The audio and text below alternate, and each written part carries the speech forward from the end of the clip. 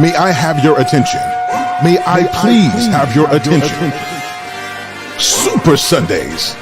Yeah, baby. We're back at it again. Let's get it. Let's get it. Let's get it. Let's get it. What's up, everybody, and welcome to another edition of Sir Hale Speaks Super Sundays. I'm glad that you're here. I wanted to take a moment to tell you guys how much I appreciate you.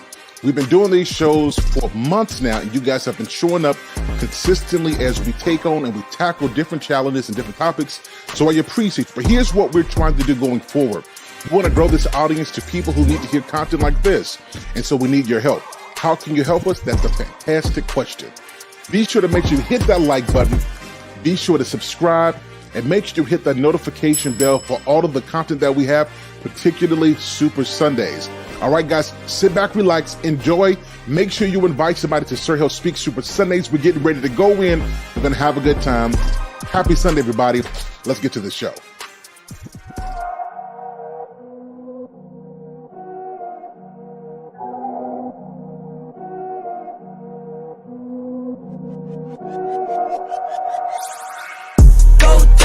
Go beast on them. I go beast. Go deep, I OD on them. I OD. Apply pressure, put heat on them.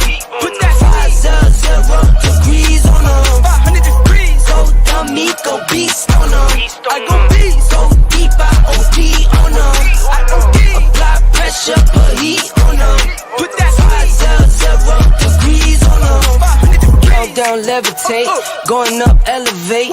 Watch me demonstrate. On time, never late. I grind, celebrate. No pump fake, hesitate. I've been scoring every day.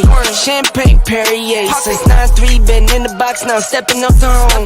Like straight out the sandlot, now I'm plotting on the globe. I work hard, I show love, that calm and steady grind. Got this far, I go hard, let God take control. I was starving skinny, now my weight up, got no energy for haters. See you trying, see you later. I'm shooting for the stars, need no laser beam blowing like the greatest, but it's one who's always greater. Yo, go dummy, go beast on them. I go beast, go deep, I OD on them.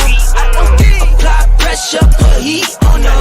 Put that 500 degrees on them. 500 degrees. Go dummy, go beast on them. I go beast, go deep, I OD on them. I OD. Apply pressure, put heat on them. Put that 500 degrees on them. Smile good, skin clear. This here my year. Hey, look up here. This here my tier. Same fit 4 days. I grind 4 ways. I play no games. All me, no blame. On the wave, my own wave. Can't stop my shine. In the lane, my own lane. Can't stop my grind. 40 yard in the V12 and like 1.5. At 19, I clip 19 in a month, no lie. Oh God. I was starving skinny, now my weight up, got no energy for haters. See you trying, see you later. I'm shooting for the stars, need no laser beam blowing like the greatest, but it's one who's always greater. Yo, go dummy, go beast on them. I go beast, go deep, I OD on them. I OD. Apply pressure, put heat on them. Put that 500 degrees on them. 500 degrees. Go dummy, go beast on them. I go beast, go deep, I OD on them. I OD. Apply pressure, put heat on them. Put that 500 degrees on them. 500 degrees. Young is coming to you live from a place where nobody else know to take it. They hand out, they want us to split the pie, right? Cause they realize that we gone crazy. Yeah, I flipped my pie, really did that 180. Yeah, skirt. I flipped my pie, really did that 180. Young is coming to you live from a place where nobody else know to take it. They hand out, they want us to split the pie, right? Cause they realize that we gone crazy. Yeah, I flipped my pie, really did that 180. Yeah, skirt. My pie really did that one. Who's that gon' tell me I can't do it? Better be on time with my bankroll. Talk fat, no ball cat, no lit word. Routine like clockwork, my wrist word. I flourish the cook, got no roof on it. I'm taunting, I'm all in the moment. Everything lit, I don't miss. Till someone get John on the line, say the invoice is coming. I'm thumbing through stacks of that cold ball. They egging me on, so I'm going off. I got them mad, I show off. They treating my life like it's no law. I never a flex of my means. I spit the cream on my tribe, don't I? Don't bone me, don't know me, you not regime. To the one with the condom, my eye is on it. Yeah. I see you move through the base, they precaution, they snaking, they seeing me. Money tree, wake up the royalties. I got a queen, yeah, she go with me. She making me feel like I'm royalty. It's probably cause we royalty. I just got fresh with the golden piece. Shrug, show the emoji, okay. You know it's me, diamond soul dancing, singing like Jodeci. 10 out of 10 every time till they notice me. What you thought I was supposed to be. Ain't nobody close to me. Granted, my hits touch the billboards, and they printing my face on the billboard. They envy my drip, I'm enlightened. You should let go of that hate, but you feel more. I make them rage every time they get flame when they hear what I say, coming straight from the source, yeah. I come a long way from the coast by the shore. My boy, I'm enjoying this. Young kids coming to you live from a place where nobody else know to take it. They hand out, they want us to spit the pie, right? Cause they realize that we going crazy. Yeah, I flip my pie, really did that 180. Yeah. I flip my pie, really did that 180. Who's that gon' tell me I can't do? I can't do. Better be on time with my bankroll. Talk fat, no ball, can't. And now, your host, Sir Hale Speaks. My bad, folks. Y'all know what time it is. Welcome to another edition of Sir Hale Speaks Super Sunday. Glad that you guys are here. Welcome back. We're glad to see everybody tonight. Listen, we're in for a great show. On your way in, hit the like button, hit that subscribe button, and be sure to share this out. We're in for a dope show. So let me give you what you came here for. Ladies and gentlemen, bringing to the stage first, the one and the only Miss Maury X is in the building. Show your love. Oh, she's in the building. What's going on with you? Good to see you. Yep, everybody, my brother from another mother, the man of prestige is in the building. Y'all show your love for my brother. He's in the building. What's up, man? Yes, sir. Everybody, hey, duck, take cover. Trigger Mike is in the building. What's going on, my brother? Salute to you. Glad that you are here. Ladies and gentlemen, if you want to have the right steps from going from one place to marriage, we got the coach. Dating to marriage is in the building, Lady DTM. What's going on with you? How are you? Good. How are you? Good. Thank you for being here. Y'all know what time it is. The tribe is in the building. What tribe is this? The Harris tribe. They in the building. What's going on, y'all? How you feel? And y'all know what time it is. It's the one of the only. It's the stoic himself. The one of the only. Sir Charles is in the building. What's up, brethren? Oh, yeah, y'all on mute. Y'all on mute today. Good evening, family. What's up? Excellent. Good to see you, man. Hi. All right, y'all. You know what time it is. Look, I ain't seen you in a week. So it feel like it's been a long time for you. How y'all been? How's your week been? Super blessed and stressful at the same time. Exactly I concur. I concur with that one. Yeah. So Charles, what you doing over here in our week? All is well. Hey, it's been one of them. Yep, that's what's up, y'all. Listen, salute to the chat, y'all. Thank you guys for being here. You know, we love y'all. You know, we rocking with you. We appreciate y'all being here. Be sure to hit that like button. Tell people to come on over. It's going to be a dope show today. Now, typically we get into some shenanigans, but today I think we're going to do something different. I'm kidding. We about to get into some shenanigans. We're going to respond to the first thing first. Let you know what we think about what this lady has to say about nurturing. Let's take a look at this. As a woman, I am naturally a nurturer. That means that I naturally care for things and for people in a way that's going to develop them and grow them. And when I get into nurturer mode, that literally comes right after I'm in like a cultivation period. I've cultivated a thought. I've cultivated an idea. And cultivation literally means to prepare, to plant, to break up, to get ready for growth. Now, let's say I take all of that skill and start to cultivate and nurture the wrong job opportunity, the wrong relationship, the wrong financial move, the wrong move to the wrong state. Let's say I nurture this bad decision. What do you think I'm going to grow? Unhappiness, depression, sadness, anxiety, because I'm nurturing the wrong things. So watch what you nurture. Try your best to take calculated risks. You don't got no time to waste. As a woman, I am now. Okay, guys, so got two questions for you. Number one, is she says, as a woman, I'm naturally a nurturer. So let me start with that one first. In the grand scheme of relationships today, can we say that most women are nurturers? Let's start with Sir Charles, and then we'll go around. Are most women nurturers? Sorry. I wouldn't say that most women are nurturers.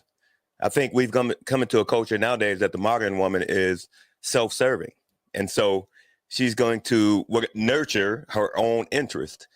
Nurturer implies grandma, mama Neil, auntie, that bring in people and actually cultivate and foster their growth selflessly. I think we're in a very selfish culture nowadays, and I hate to say it, but I don't think women are natural nurturers. I think women learn that from their mothers, their aunties, their grandmother, and unfortunately, a lot of our grandmothers are 40 years old, raising, trying to raise girls, and these young girls are too busy twerking for the gram. So I don't know. I don't think women are natural nurturers. Tell us how you feel, Sir Charles. All right, man of Prestige. What about you, man? Are women in the landscape today natural nurturers?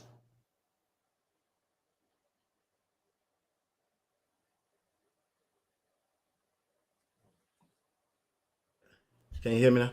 There we go. All right. So the environment where we are today, things are a little tricky. I think it'd be probably easier to just look at things on the surface and say, no, they're no longer nurturers.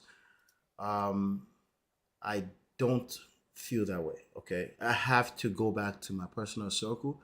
I have to go back to, which is quite a bit of people, right? Because I'm also a leader in my community, and I have to say, women still tend to be natural nurturers. If I start to expand that out to what I see on the internet, it's very easy to start to feel like things are changing. But I also know that things are changing. But in what direction? With respect to what, right? What exactly are we measuring against? Are we measuring outside of the context of now, right? These are the things that we really have to take a closer look at before we make a blanket statement that women are no longer nurturers. I do think that in the right environment, people that are raised a certain way women still tend to be natural nurturers. So it just all depends. The word that we're afraid of is depend. It still depends on what we're talking about. I need some specifics there. I mean, that's a good perspective. So you're saying essentially, from where you come from, your context, you see this normally, but it's kind of predicated on how the people are cultured around you. I can agree with that. Yeah. Trigger Mike, what about you?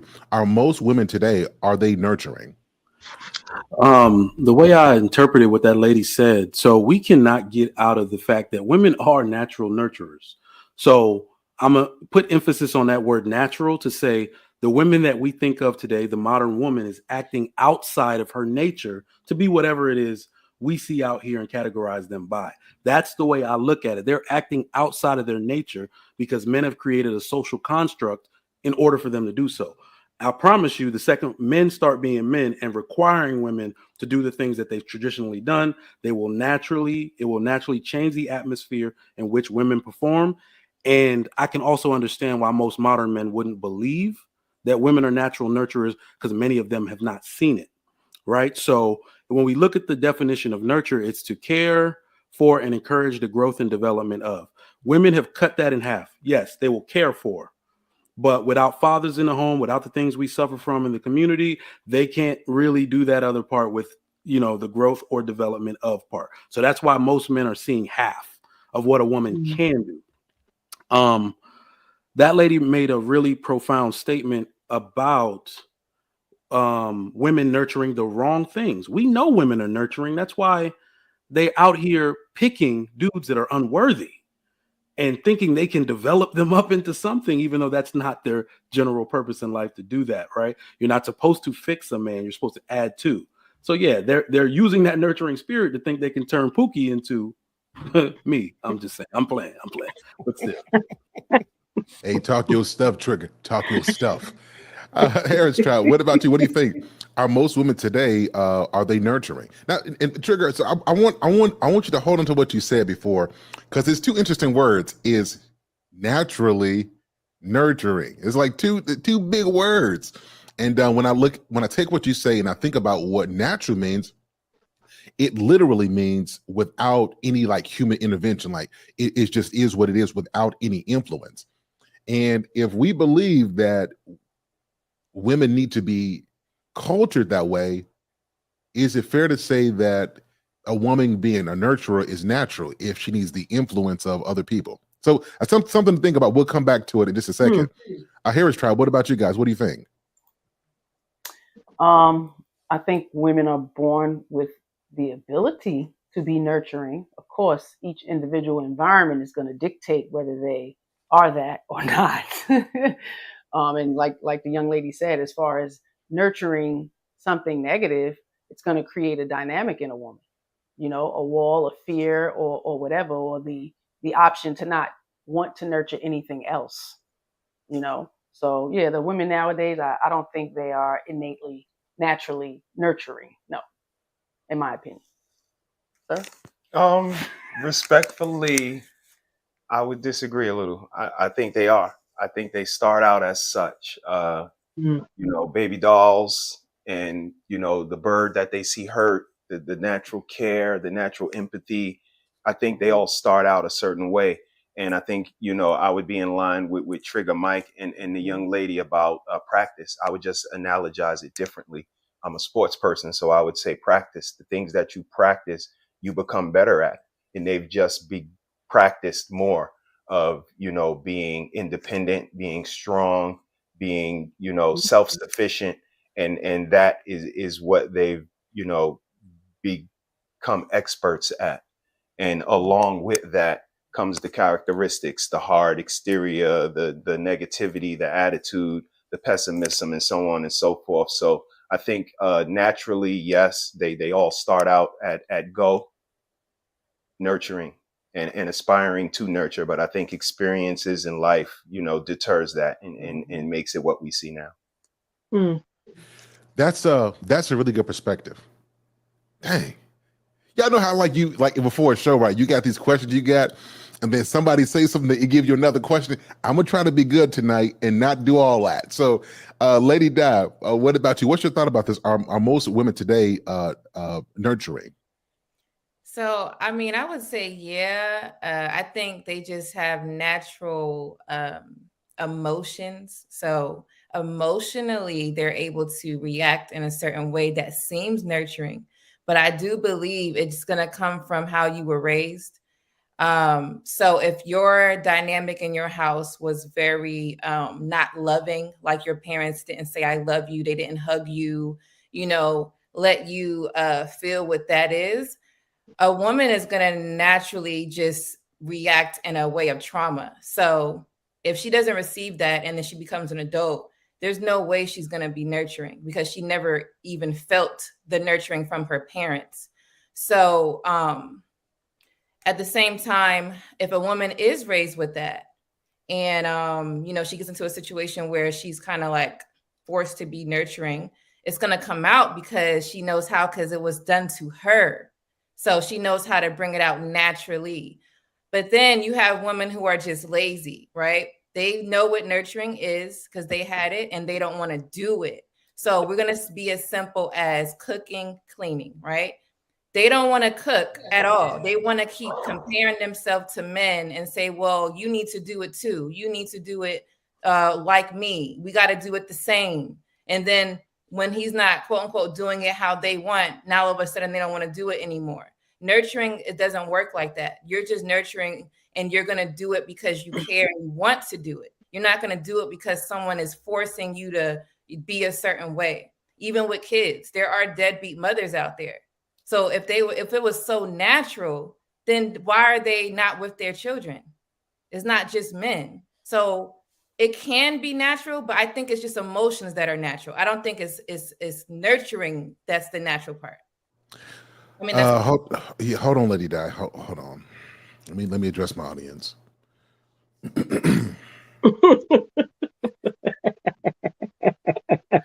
Guys, I'm sorry about what you heard Lady Di just say. She came on here making all kind of logical sense. And we just don't do that on the internet, guys. We just don't do things like that. I appreciate you.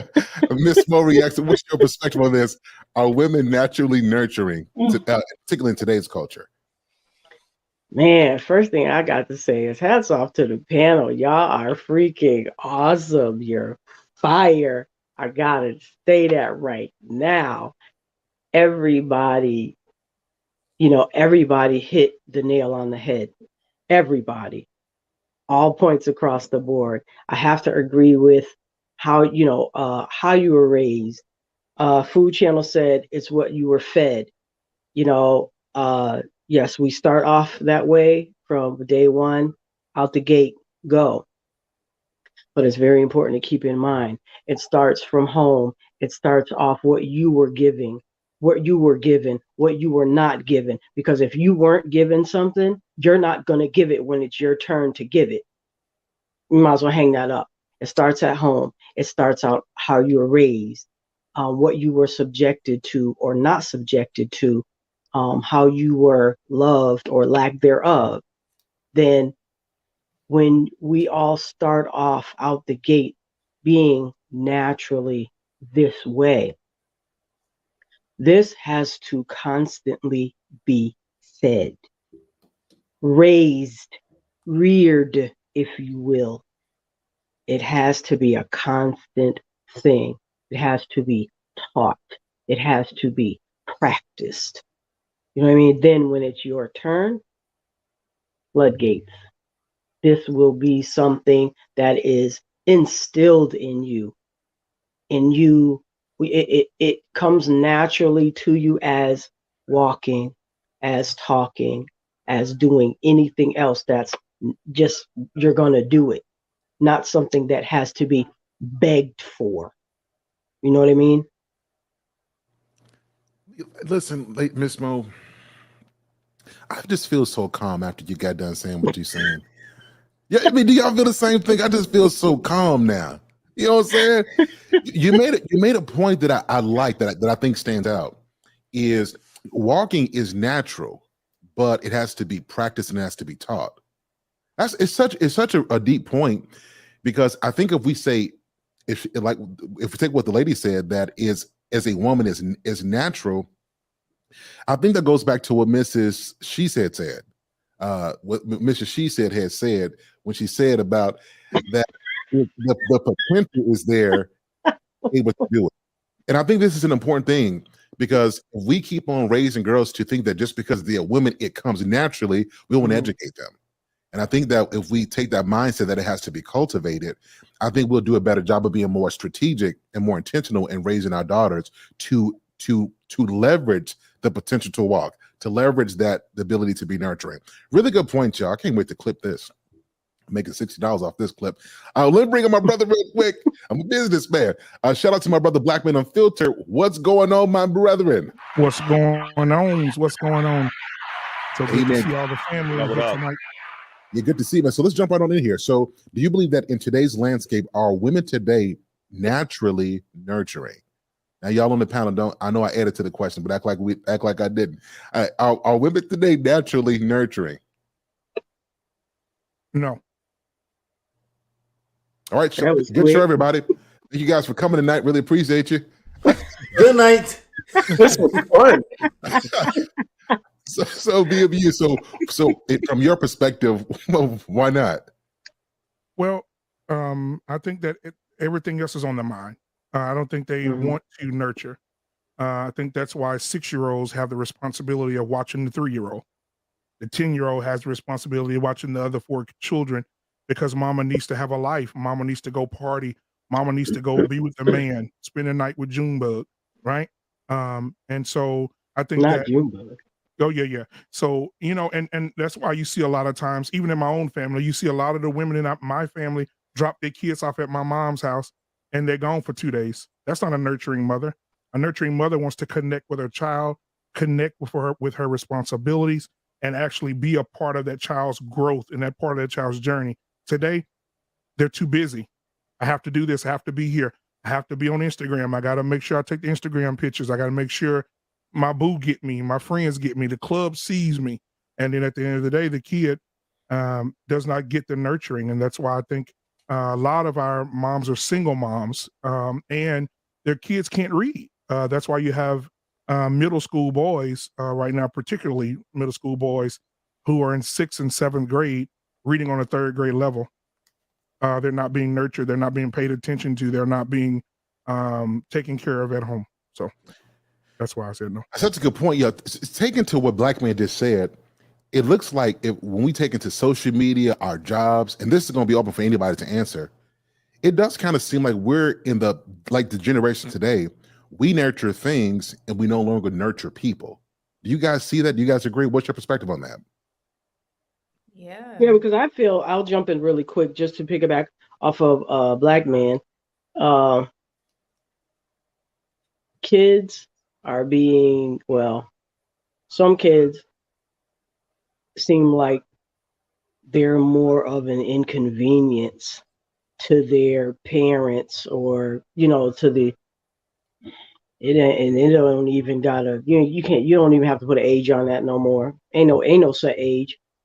You used to could say, oh yeah, these young people. No, I beg to differ on that. It ain't got no age. It ain't, oh, them young people. It ain't them. It's just everybody. Just, it don't matter what age you are. Kids are being looked at as they're like an inconvenience. It's like it was all fun and games when you was pregnant and showing, oh, look at your, you know what I mean? It was all fun and games until the baby really came. Then it got real. And then as they grew, the children grew up, and yeah, then it sets in. Then you're trying to do everything else, like you said, like Man said, the pictures, the gram, the club, the friends, the whatever, everything else and everyone else is more important than your child. You know what I mean? They're looked at as an inconvenience. That's a big point, because I see that as well. I saw this, like, now I don't like to talk about stuff like this, but I remember seeing, I was at a store, and in Walmart, just on the phone, I mean, just in it, shopping in it, kid crying, making noise. Is like this thing, like this device got the attention of a mother, while the little kid is screaming, not getting the attention that it needs. And I find that in today's world, we care about things, and we know that the care we have about things is like it should be for people. It looked like the Harris Tribe, you guys had something to say on this as well? Mm-hmm. Oh man, it's a sad day for the kids. I talk about it all the time on my platform. I actually shame a lot of women. I shame bad mothers because they need to hear it. They need to see a reflection of their foolish and bad behavior, and it's repeated. We all grew up in a lot of dysfunction. We saw it. We know what it looks like. We know what it created. So to not be purposeful with our children, not to be intentional with our children, especially when it comes to education. I talk a lot about the schools indoctrinating our children. They're grooming them for pedophiles. They're grooming them for a lot of inappropriate things, to be attention whores. I don't know if I can say that. I apologize, but yeah, it's a lot of that going on. And, Attention again, whores is correct. yeah, there's no age difference, because you have 40-year-old women doing the same thing, parading their children around.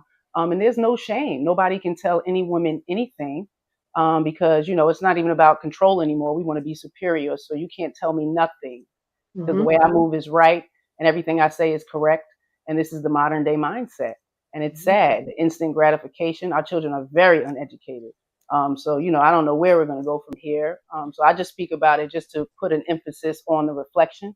And hopefully, some ladies would see that they need to do a little better when it comes to their children, because they're failing in school. It's our fault.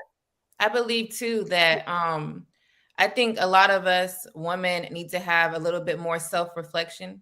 So, for example, my mom, she's a great mother, but there was a point in time where she was nurturing things, which was nurturing her job, because at one point she was a single mother, and she realized that she wasn't able to do the things that she used to do with me, which is, help me with my homework and cook dinner, on a daily basis, teach me how to be a woman, all the little common things for a little girl. So she actually quit one of her biggest jobs and got a different job, which was still great for her, but it cut down her hours. And she did that for me because she knew that this wasn't going to be right raising me as a becoming a woman. So as what I'm saying is, none of us are perfect, but as long as you recognize what's going on, because there are going to be times where you're going to nurture things and you're going to quote unquote neglect your child in a way, but know that you're doing it and stop and understand that your children are more important than these things, because when they grow older, they're going to hate you. Then what? Was your job important then? So we just got to do better with that. So what you just said, Lady Di, is a story about healthy, like a healthy version of how a woman conducted that process. And that's great. But we see a lot of unhealthy nurturing out here. So I still believe women are natural nurturers. So then the question becomes, what could make a woman stray out of her nature to become what modern women have become today? Now, I believe it's attention. The same way whiskey will put you under the influence and make you act out of character, attention will put a woman under the influence to make them act outside of their nature. That is the biggest drug for women today. Well, second biggest, but I know the biggest one. Ooh, my coffee. All right. The first biggest. Yeah, it's actually hope. But I'm gonna do a whole thing on that. I'll invite you. You too, Sir Hale. But yes, this overinflated sense of self is what has women intoxicated and not, like Black Men Unfiltered said, not wanting to spend the time with their child reading. They are being distracted by whatever is out there, and it's actually chemical. We call it the dopamine-driven society for a reason. They have to have that in their head to make them act outside of their normal nature. Wherever you go in society where these things aren't present, women are naturally nurturing and 100% willing to do their roles as traditionally given to them by God, as we see in other countries. Yeah. I agree with you. I agree with you. I think that point was well made. I do think that I'll change my outlook. I do think they're natural nurturers. I think they suppress it for the attention. I think that it's a suppression. So basically, I'm a natural nurturer. I know that I'm a mom. I know this is the thing that God built the woman to be, right? So it's natural for them to gravitate to their children. But something else is calling me.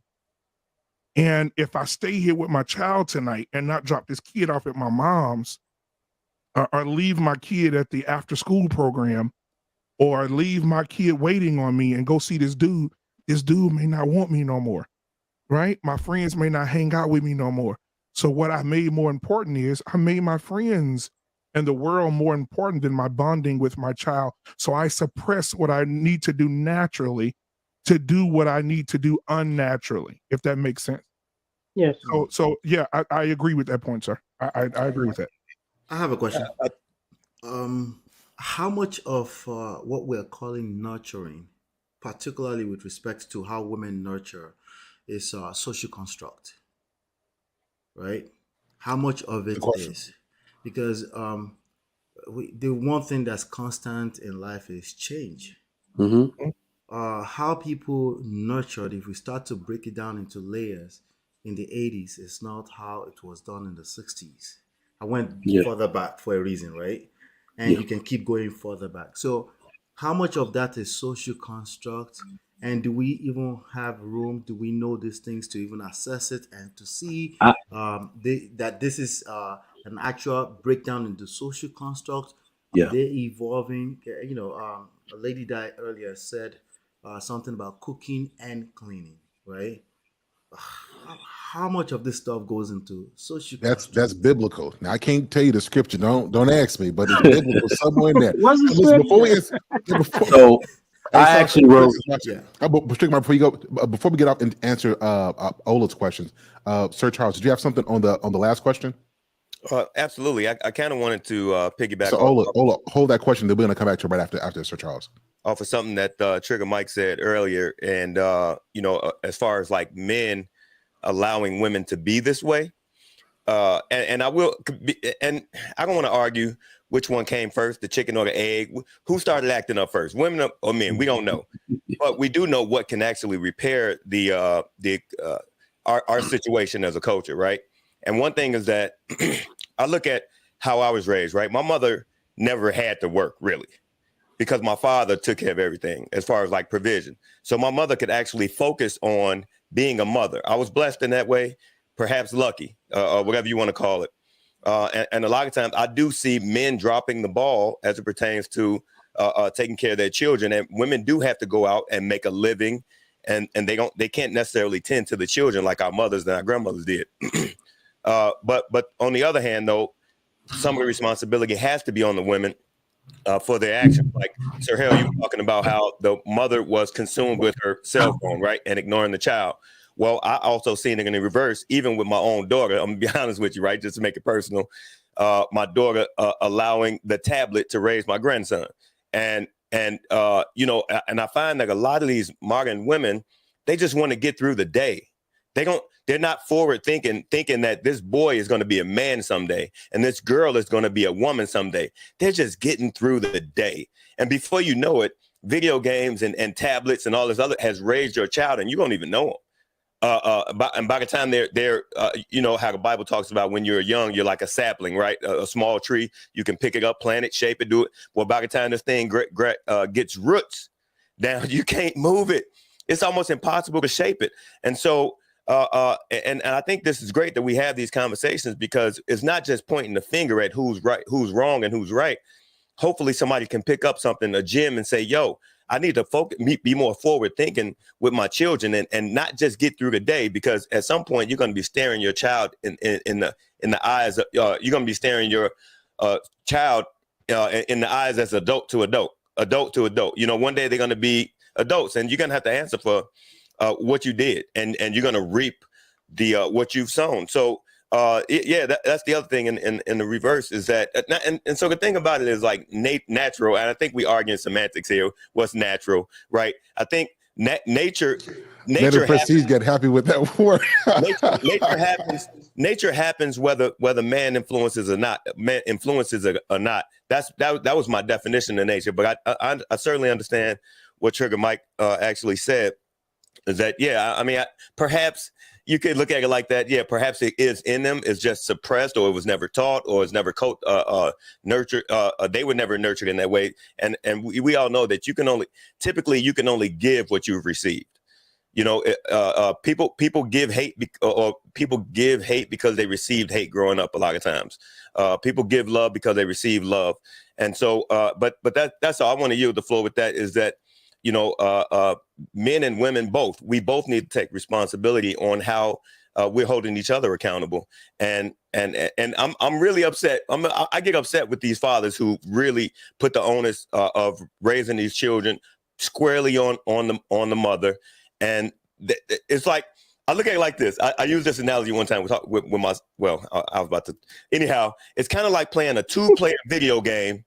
One person playing a player video game with both controllers like this is nearly impossible. But you why'd they buy a 2-player video game? Why'd they buy a 2-player video game when they're by themselves?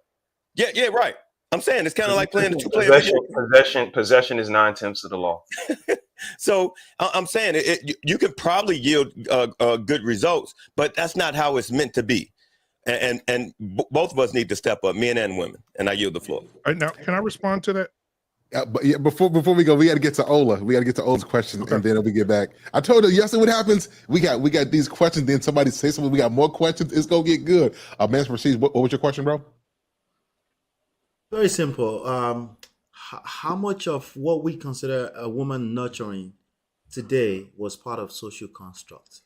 So yeah, I actually wrote that down as a rebuttal to what Sir Hale was asking me earlier. So when we look at this, we have to look at the macro, even in the entire world. If we're going to generalize women and say women are natural nurturers, we can't look at the Black community, can't look at white people, Chinese people. We got to look at everybody. So then you break it down to what societal norm is there to where we can make such a generalization. The jobs that we pick in life. All right, I'm a nurse, but only 9% of men are nurses. And I only became a nurse so I could dominate the administrative part of it, right? So women gravitate to places like, I know you've heard Jordan Peterson speak. He said in Scandinavia, where they've made gender equality the purpose of the law, it did not make people more the same or women want to be engineers. More Right. women became nurses. Yep. Because they were left alone and it wasn't advertised to them to become engineers. It wasn't advertised to them to become coders. They will become more teachers. They will become more nurses. That's natural. Nobody's pushing it on them. More men will become engineers. More men will become policemen. More men will do dangerous jobs in society. I believe by that metric alone, it tells you that even the job, as much as nurses complain about the job being hard, about them not having resources, they have an urge to care for people. You see what I'm saying? And the overwhelming majority of those type of professions that deal with people are women because they want to care for them. Now they just want the money, just being real. For real. But he used the perfect term, which is social construct, right? So look at the construct that we've built. I believe there are only 3 or 4 real professions in life, or types of jobs: warrior, builder, healer, and society support. Women, 99.9% of builders and warriors are men, right? And women are mixed into the healer and society support roles because people are there. It's nothing but concrete and gunpowder in the other, areas. So women don't gravitate to that, no matter how much we open it up or try to equalize across things to put them in there. They won't come. Anybody else have a response for this? Yeah, Really good question. Yeah. So you just kind of that was profound, by the way, putting it into like 4 categories like that, right? But like I said earlier, when you start to peel those layers apart, starting with even just the context of every decade, right? Starting with the changes that we see in just our social engineering, those that are deliberate, those that are just the natural order of things, the fact that change is constant, right? How much attention do we pay, even if we're capable at all of paying attention to these things changing? These things are changing in front of our eyes, and that's what we're talking about, right? But are we paying attention to it's supposed to change, or are we saying no, it shouldn't change? And what moral standards, what standards are we using to measure what is supposed to, what is not, what is inappropriate, right? And these are social issues at the end of the day, right? So that's my question. Like, we're not, as individuals, we're not capable of peeling these layers at so much level that is happening at, right? But then we tend to look at things with our own lens and filters, right? And say, hey, things are going wayward. Somebody said it's evolving. Somebody said it's devolving. I say your choice. Which one is it? I think that there's no morals at all in this culture, in this society, because there's no families. Everybody is like separated. They're either having babies without getting married, or they're getting married and they're getting divorced. So what type of morals are you going to instill into kids that are going to become adults? Even with us, from back in the day, some of us didn't have parents either. It's like the same cycle. So when did it end is the problem, or the question. When did that end where no one wants to be married anymore? Everything is so divided. Why did that even change? Because we can blame the social media. We could blame some of the music videos. We could blame celebrities, but that's on TV. What about in everyday life? You wake up, you go to work, you go home. How did that change that dynamic? Because you wanting something that's on a television, you're not even living that life. So I think that people just need to stop being immature and stop. I think it's being lazy, number one, and just being immature. So that's what I think. Yeah, Mr. He said had a great conversation about this when there's a video out there where a lady's saying, I'm going to marry the man that I want. He has money. And when I marry him, I'm marrying him for that sole purpose. And then what I'm going to do, I'm going to get fat. I'm going to get lazy. I'm going to do whatever I want to do. I'm going to get as unattractive as I can to this man. So when I choose to leave, I could take half of everything he has. I want to clarify something you said. You said that this was a video that a woman said this? Yes. Mr. He said has it. Yeah. And she said she'll get as unattractive as she can for that man not to be attracted to her anymore. And when he starts complaining about it, she'll leave and take half of everything he has. She does it purposely. She's doing it purposely. There's a video Mr. He said, send that clip to me really quick. I want to poster this on Sir Hale's network for all men to avoid her. So, question about that: has she been married before? Problem solved. I have no idea. She didn't go into the personals, but those were her words. I'm going to get as fat. She said, I'm going to get as fat as I can, lazy as I can. I'm not going to work. I'm not going to do anything. And when he gets tired of me and he decides he doesn't want me anymore and he leaves, then at that moment, I've set myself up to have half of everything he has. Yeah, but I wonder if she was just talking. Talking about purpose. I was going to ask black men, how much, on the scale of 1 to 10, how much do you want me to take us seriously? No, let me tell you something. If somebody's, I don't want to use this word because it's strong language. If somebody is ridiculous enough to say that online, I believe everything that they're saying. Exactly. All of it. No, I believe her. Not just that, they're promoting it.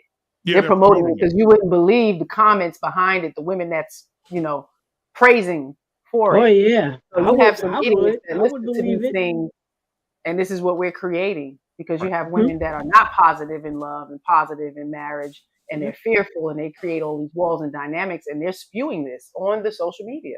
There's so much false I believe her. education out there, about you gentlemen, and it's sad because a lot of women who haven't even experienced this type of trauma go out into the world and thinking that men are out to get them, and it's a sad day. And the saddest thing is not only that she said it, the saddest thing is when you go in the chat and you see people that you'll never meet or never was on that video say, you know what, that's a good idea, girl. Thank you. Wow, I shouldn't have thought of that earlier. I should have done this to my husband 2 years ago. Yeah, but you know what?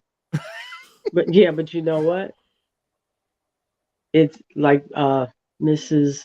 She said just said, it's a sad day in the world, sad days when you read the comments after watching whatever it is that is ridiculous. The comments just be flowing in, and it's like nothing surprises me anymore as far as what I read, as far as the negativity and the hate that is being spewed out. Now, people that are so quick to be talking all of that yin yang mess, what goes around comes around. All y'all know about that. Right. Them type of people that spew out, in other words, like, I'm going to get them before they get me type thing. Yeah, okay. Them type of people is the same people when it's going to hit them like a ton of bricks. They going to meet that one, and it's going to be that one that does it to them. They going to go in, they going to be all in. And because they put all of that out there and they're hard with it and they mean it with a passion and they're putting everything that they have into that, come on, what goes around comes around. When you do that for a long enough period of time, and then if you come to your senses real quick, you forgot what you put out there. That's that person that's going to do it to you. All right, so I'm gonna take this. Hold on a second. Let's get that time to breathe. Get a little time to breathe, because that's I think. And man, appreciate. I want to get you after this, but I think what you said is so important. People don't get that, and then they get 40 and 50 and 60. Like, you know what? Why is this happening to me? I'm a good person. I'm like, you forget all of 20 years of recklessness. But now you a good person is, So I appreciate you saying that, because I think who said it before, Sir Charles, is that we're not forward thinking, but particularly our women are like, they're not forward thinking. And when stuff happens, they don't connect that this is the result of the thing you did previously. So really big points. Thank you so much, Mrs. Mo Reacts. I'm sorry. No, I'm sorry. Bro. The only thing that I would add is I did a show yesterday that talked about the DRD4 gene.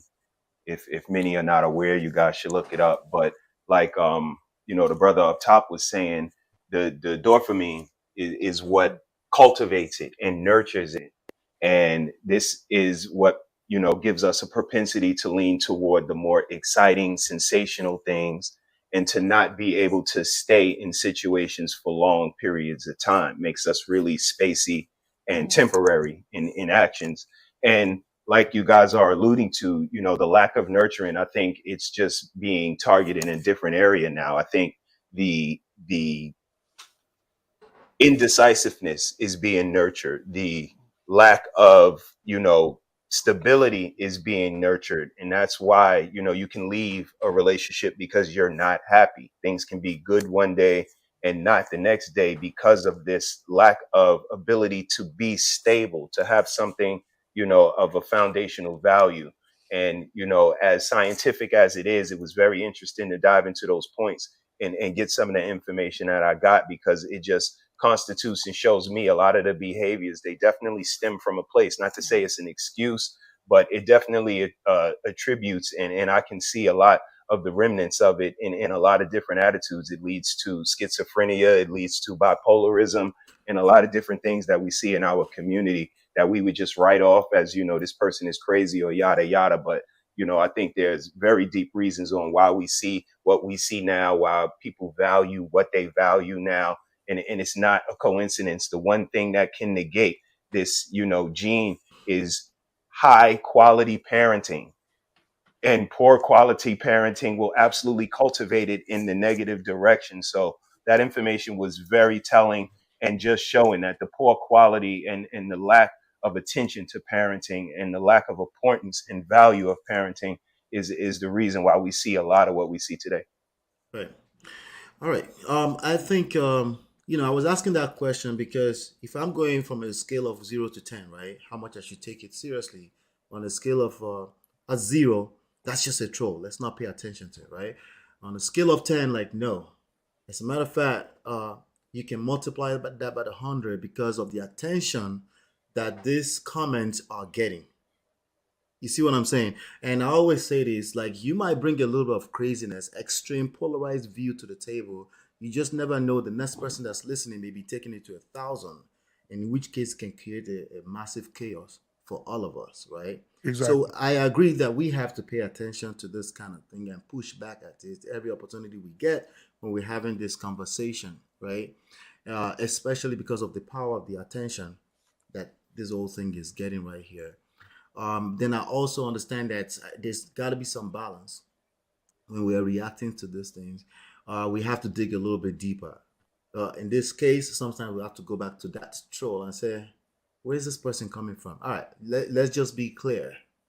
Let's just be clear. This is a terrible rhetoric, right? We don't want more people talking about this like this recklessly on the internet because our kids are watching. By default, sometimes they have to be on a tab waiting for us by the door or something like that, and they stumble into something like that, and somehow they normalize that and think that's the norm, right? I guess we just keep having this conversation and keep pushing against it. But I do recognize that there are some trolls out there, and I want to tell the trolls: you think you're a troll, it's gonna bite you in the butt. I promise. Dang. No, that's right. Better sit Man, around. Get some thunder with that, brother.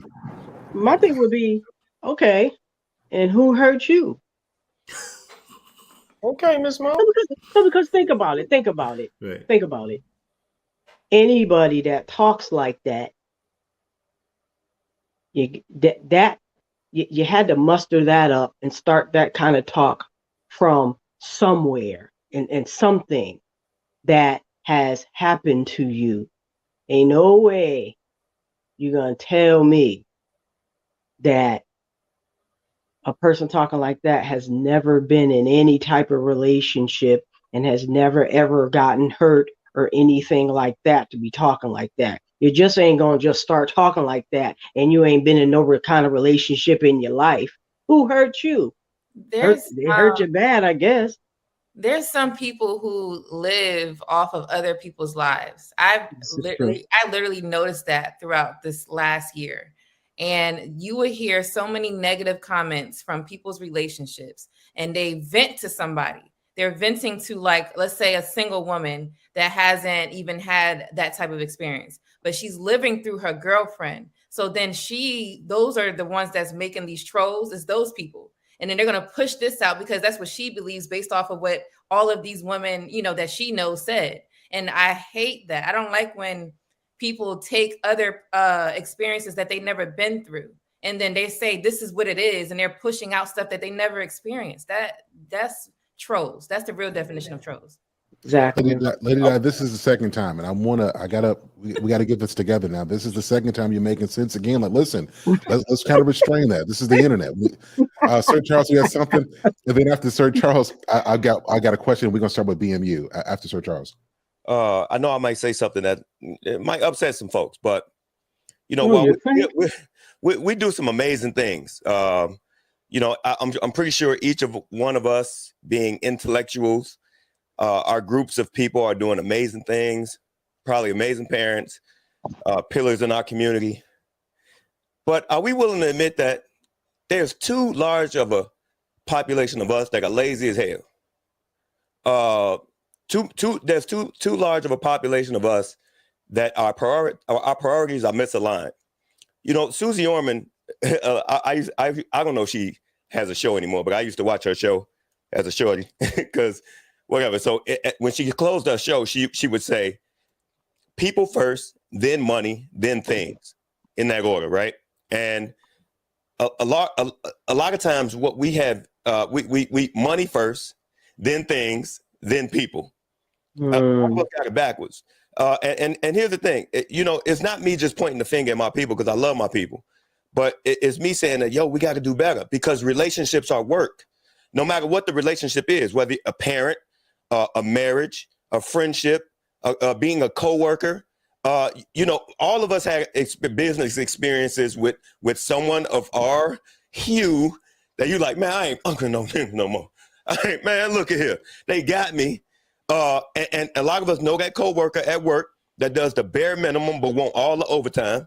But the thing about it is we need to get back to a place where we value each other first.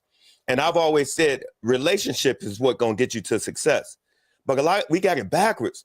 I mean, we so in love with consumer culture, and I don't even know what got us this way. But we are it's like a state of emergency. I think that we're in. We're so worried about getting the next gadget or the next clothing or the next car to where we're willing to do each other dirty. We'll short our kids to just feel good in the moment so everybody can say, man, you dripped out and draped up. I'm just saying it saddens me that we do each other like this. And my point is, a lot of us don't want to do the hard work of being committed to each other. I think about, I had the pleasure of raising 5 kids, 3 of which were mine biologically, 2 of which are not. I didn't feel like doing that crap all the time. I did not feel like any one of us who that are parents on this panel, that you don't feel like doing it all the time. But you know what? This is your investment. I need to be investing in this one. Right. And no matter how I feel, I want to see a return on my investment. But too many of us just want to lay up and get some. Oh, we're going to get some. And as soon as that responsibility hit, we duck and dodge. And it saddens me, man, that hopefully people can see these streams and know that we have to do the work. Nothing is easy. So, we got to do the work in maintaining these relationships, especially with our children, man, It's such a good point, y'all. I want to give that a hand clap because it's so important, guys. And I think Ms. Mo alluded to it earlier. We do have to prioritize. If we're going to make these kids forget what you didn't get growing up, your trauma story is all real. Now that you got kids, it's on you to give your kids what they need. Excellent point, Sir Charles. Thank you for bringing that out. Now, switching from nurturing kids, here's my question, starting with Black Men Unfiltered, and then we'll go to Ms. Mo, Lady Di, Harris, Travis, so on and so forth. Is it a woman's job to nurture her man? And if so, how does she do this? Starting with you, Black man. Is it a woman's job to nurture her man? And if so, how does she do this?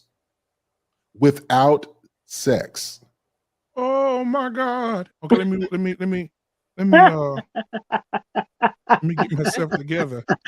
That question hit me like the Bible in kindergarten. Watch this. So, Hey, yes, I glory. think that it is. I think that it is.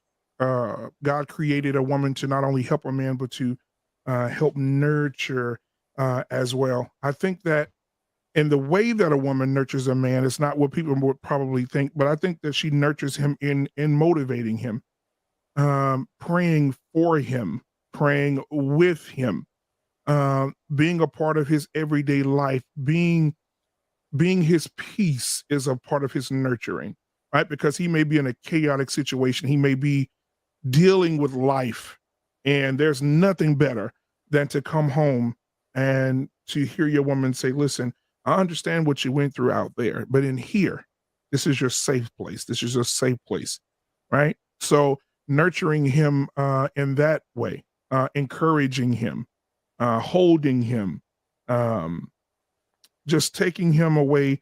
She's just a being that shield away from everything that he has to go back out there to. And I think that your wife, from a male perspective, I think your wife is your nurse. I think that when you get beat up and you get cut up and bruised up in the world, when you come home, that is your hospital. And she is your nurse, your doctor.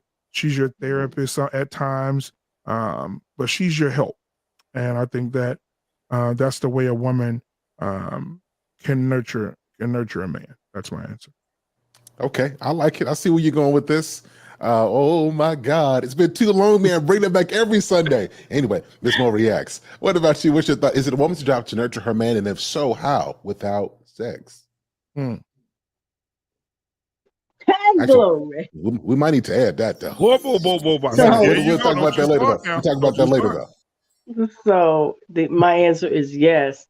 Now my issue is that's an excellent question, and I don't know. It seems like Black man took every single thing that I was thinking about saying Black man because always doing that. it's very important though because you touched on without sex. Yeah, has to be without that. What is that? That's a lot of people have it wrong, thinking that sex is for that, for the nurturing. You know what I mean? It's no, that's something different. You know what I mean? And so we as women, we play a lot of different roles and we wear a lot of different hats, you know. And another thing that comes to mind, just to piggyback off of what Black Man was saying, you know,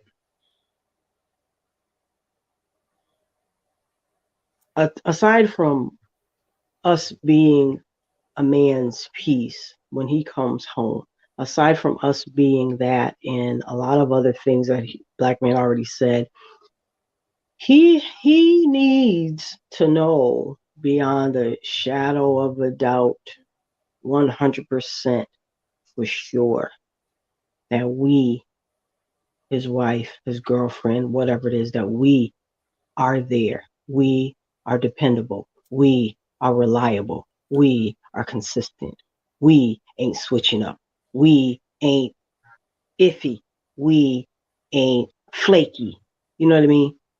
He needs to know that. Period. That's it.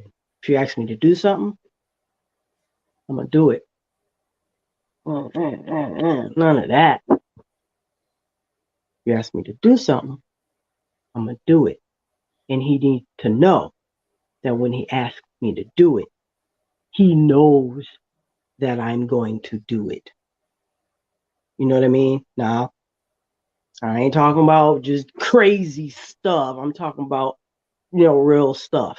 Serious. You know what I mean? Under the Real stuff. umbrella of what God intended. Exactly. Right. You know what I mean? So, yeah, it is our job. It is our job to nurture. It really is. We have to know how. You know what I mean? We have to know how. And this is something that I believe that we can learn if we don't like really know how to, but that to me takes time with each other, learning each other the right way, listening, learning, watching, observing. This is something that a woman can learn if she wants to learn it, if she's open to learn it and not listening to all of this to learn it. You know what I mean? Yeah. I just want to take. Yeah, but I gotta. I know Black man. We both here with it.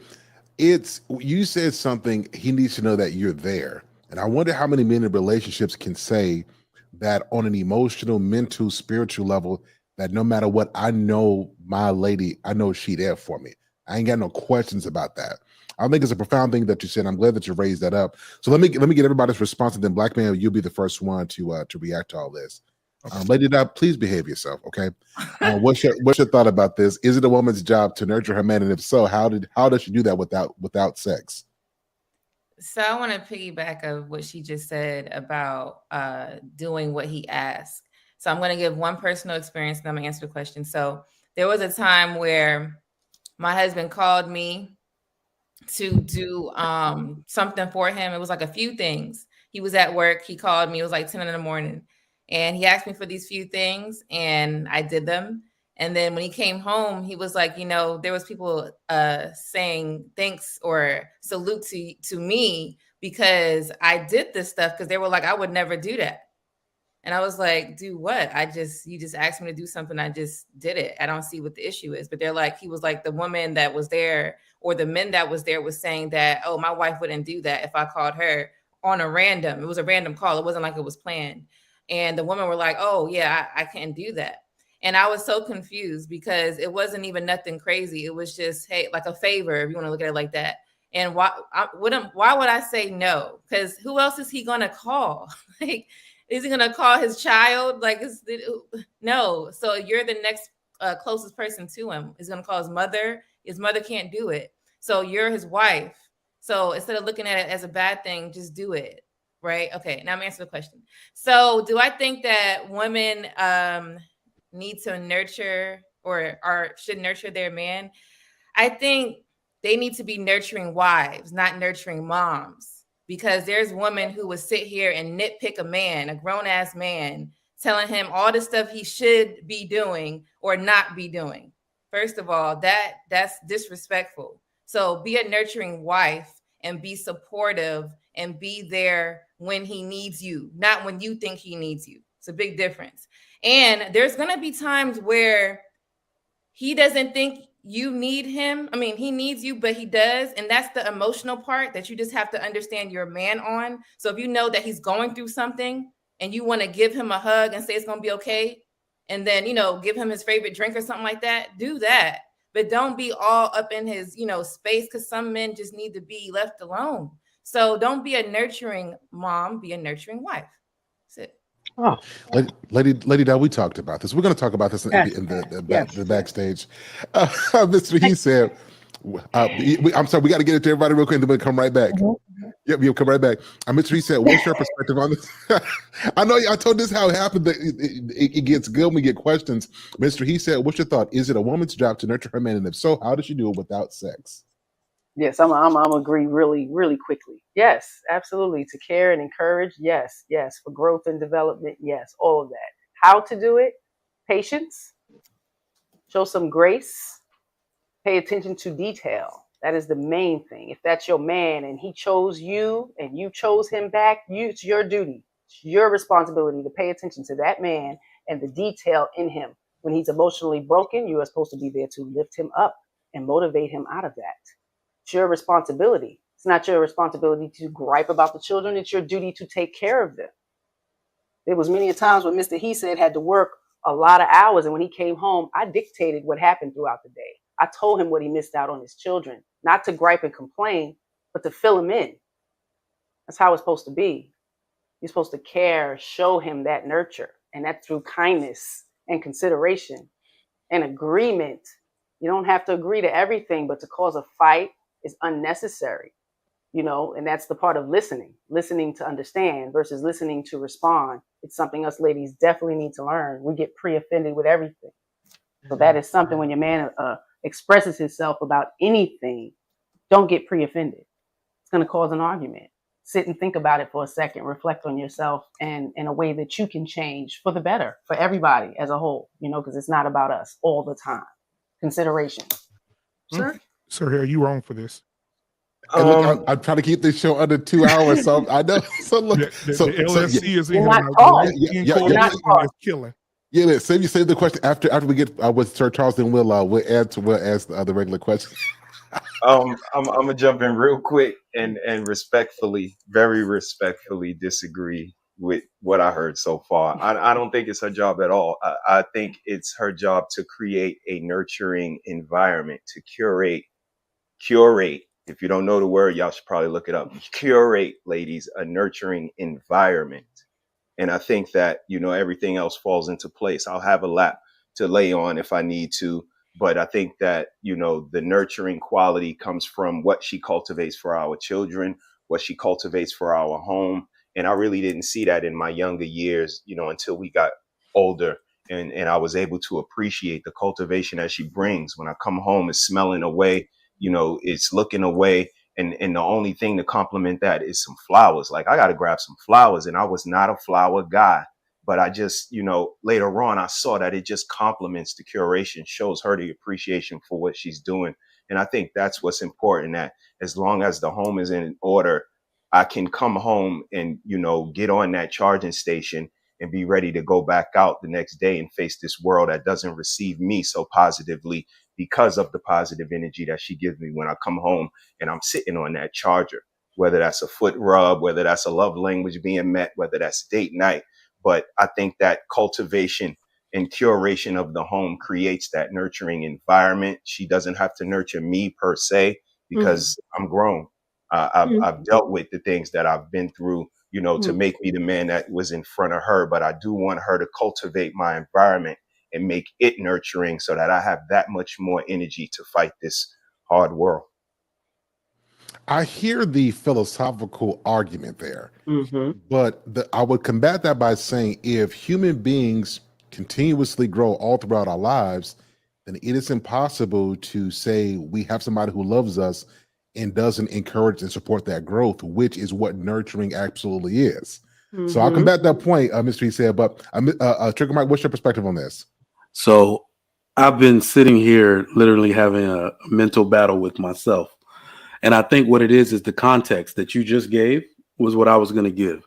If I look at the definition of the word nurture, it is impossible for me to say that women do not nurture their husband. I was going to try to separate it. I was really going to try to separate and be like, nah, I'm a full grown man out here with gray in his beard. She's not nurturing me. But looking at the definition as stated, women absolutely nurture their husbands. I'm going to try to prove that. So let's break it down because, from Black Men Unfiltered all the way to Mr. and Mrs. She Said, y'all done gave all the great answers. So cooking, being gentle, supporting. And what I mean by support is protecting my ego and image as the face of this family. Love and inspiration. All of those things are included in the development of not only the man, the husband, but the institution of the marriage itself. So I can't say that she does not nurture me, right? And if you look at that part where I said about inspiration, that is what's missing from the modern woman. She is no longer inspiring her man. She's all for self, right? So women got this thing where they're saying, well, men ain't doing this, men ain't doing that. Let me tell you something. There's only a talented tenth of men that will go out and achieve everything they're supposed to in society by themselves. What used to happen is the purpose for a man getting up in the morning was his family, was his wife, and those children that they made together. So without that woman nurturing the relationship, nurturing him, knowing he has something to come home to, that she's nurturing and cultivating that entire environment that they created together, he has no inspiration and no purpose, right? So a woman is literally so instrumental to that without their cooperation, we can see the family structure ceases to exist. Excellent point. Then listen, y'all. Now I'm with y'all. Like I'm getting ready to break my own rules because this is too much all within this. Like you cooked Meta that. prestige. Meta prestige. What about it? A woman's job to nurture a man, and if so, how does she do it without sex? All right, so I don't know if it's a job or duty or responsibility. I do know for a fact, if we're talking about marriage, that it's in our best interest to make it our job, a duty, and responsibility, even if it wasn't, to create that environment. Like Brother Mike said, a nurturing environment. Instead of waiting for somebody to say this is the work, no, because of the reward that comes with that. There are great rewards that comes with putting yourself in that position and taking that responsibility as a wife and say, this is my job to create this environment, right? We know that the man set the tone and the woman makes the home and all this kind of talking point and stuff like that. And I agree, we can start, when you start to think about the word nurture, it's like, whoa, nurturing me like I'm a grown man, right? Because we're interpreting what it sounds like and what it actually is, you know.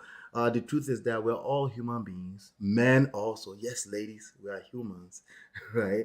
And then we need certain types of environment to be able to grow. So the words that keeps coming into my mind, in addition to the other words that have been used so far, is inspirational, right? It inspires you to want to be better. Yes, you can do bad all by yourself, gentlemen. I'm not saying they want to be bad by themselves, but but you need that environment. It actually helps you. It fosters, it facilitates that type of environment. We need it. The truth is that we need it because there's no one tree that makes a forest, you know. So if you have a great wife, she's able to give you that type of vibe where you just can't wait to get back to work. So I'm not going to say, oh, it's our job. I'm telling her that it's in our best interest to make it her job, her duty, her responsibility, because of the rewards that comes to her personally, but also her children and everything she ever cares about when it comes to marriage and having a fulfilling life. Great perspective, man. Dang, y'all. I need some cap. I need some cap to play my clips. All this is just intellectual stuff. Sir Charles, give me some cap. Is it a woman's job to nurture her man? And if so, how does she do this without sex? Well, they do call me Cap and Charles, you know. Oh. No. Essentially, you know, I think we need to talk about, we're talking about the ideal man and woman situation, right? And meaning because, yeah, we know there are some exceptions to the rule. And when we, the ideal man, yes, the woman needs to be nurturing, because I would dare to say that that's not in a man's nature. And so thinking about the yin and the yang, I study extensively the yin and the yang, which is they are equal parts. They take the equal parts, but they're equal and opposite complements of each other, which creates the whole. So, you know, we found ourselves in a culture where women are trying to compete with men, even with their own husbands. Right. And so and I've even been in a situation where a mate of mine, a woman of mine, was essentially jealous of me, and I didn't really figure. I'm like, she's benefiting from what I got going on. My pops had to point it out to me. But anyhow, don't be competitive. Be a compliment. When you know your man is a masculine man, do not try to match his energy. You can literally I wouldn't say control, but you could literally disarm a man or be in his great graces by being your feminine self. And so what all does that come? I mean, every man is different, but I would dare to say that, compliment that man in every way. I think Brother Trigger Mike said something about men are builders and warriors. But we don't need women to be builders and warriors as well. We need you to be the other piece of that. We need you to be the healer and the nurturer. And so, when we build a home, when we build the house, make it a home. Be our peace when we've been out there battling the world. We come home into something that's peaceful. We don't need a World War II when we walk into the door. And what does that look like specifically? I mean, that's each home is different. But I don't need the same crap that I just dealt with out there. Give me that piece. And I think that's the major piece. And I'm big on definitions. And when we talk about the definition of nurture, meaning to care for and encourage the growth or development of, Absolutely. I think a man should, I always say this, a man should always be on a mission. Always. If a man falls off of his mission, then I would dare to say he would slip into some state of depression or something that is less than his ideal self. Now, what I mean by mission, right? A man should always be improving himself physically, and I'm not saying all of these things, but at least one of each.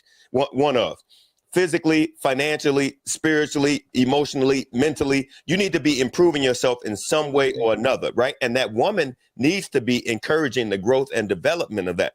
And this goes right into what I always say. If that woman is acting contrary to your mission, then that's not your woman, right?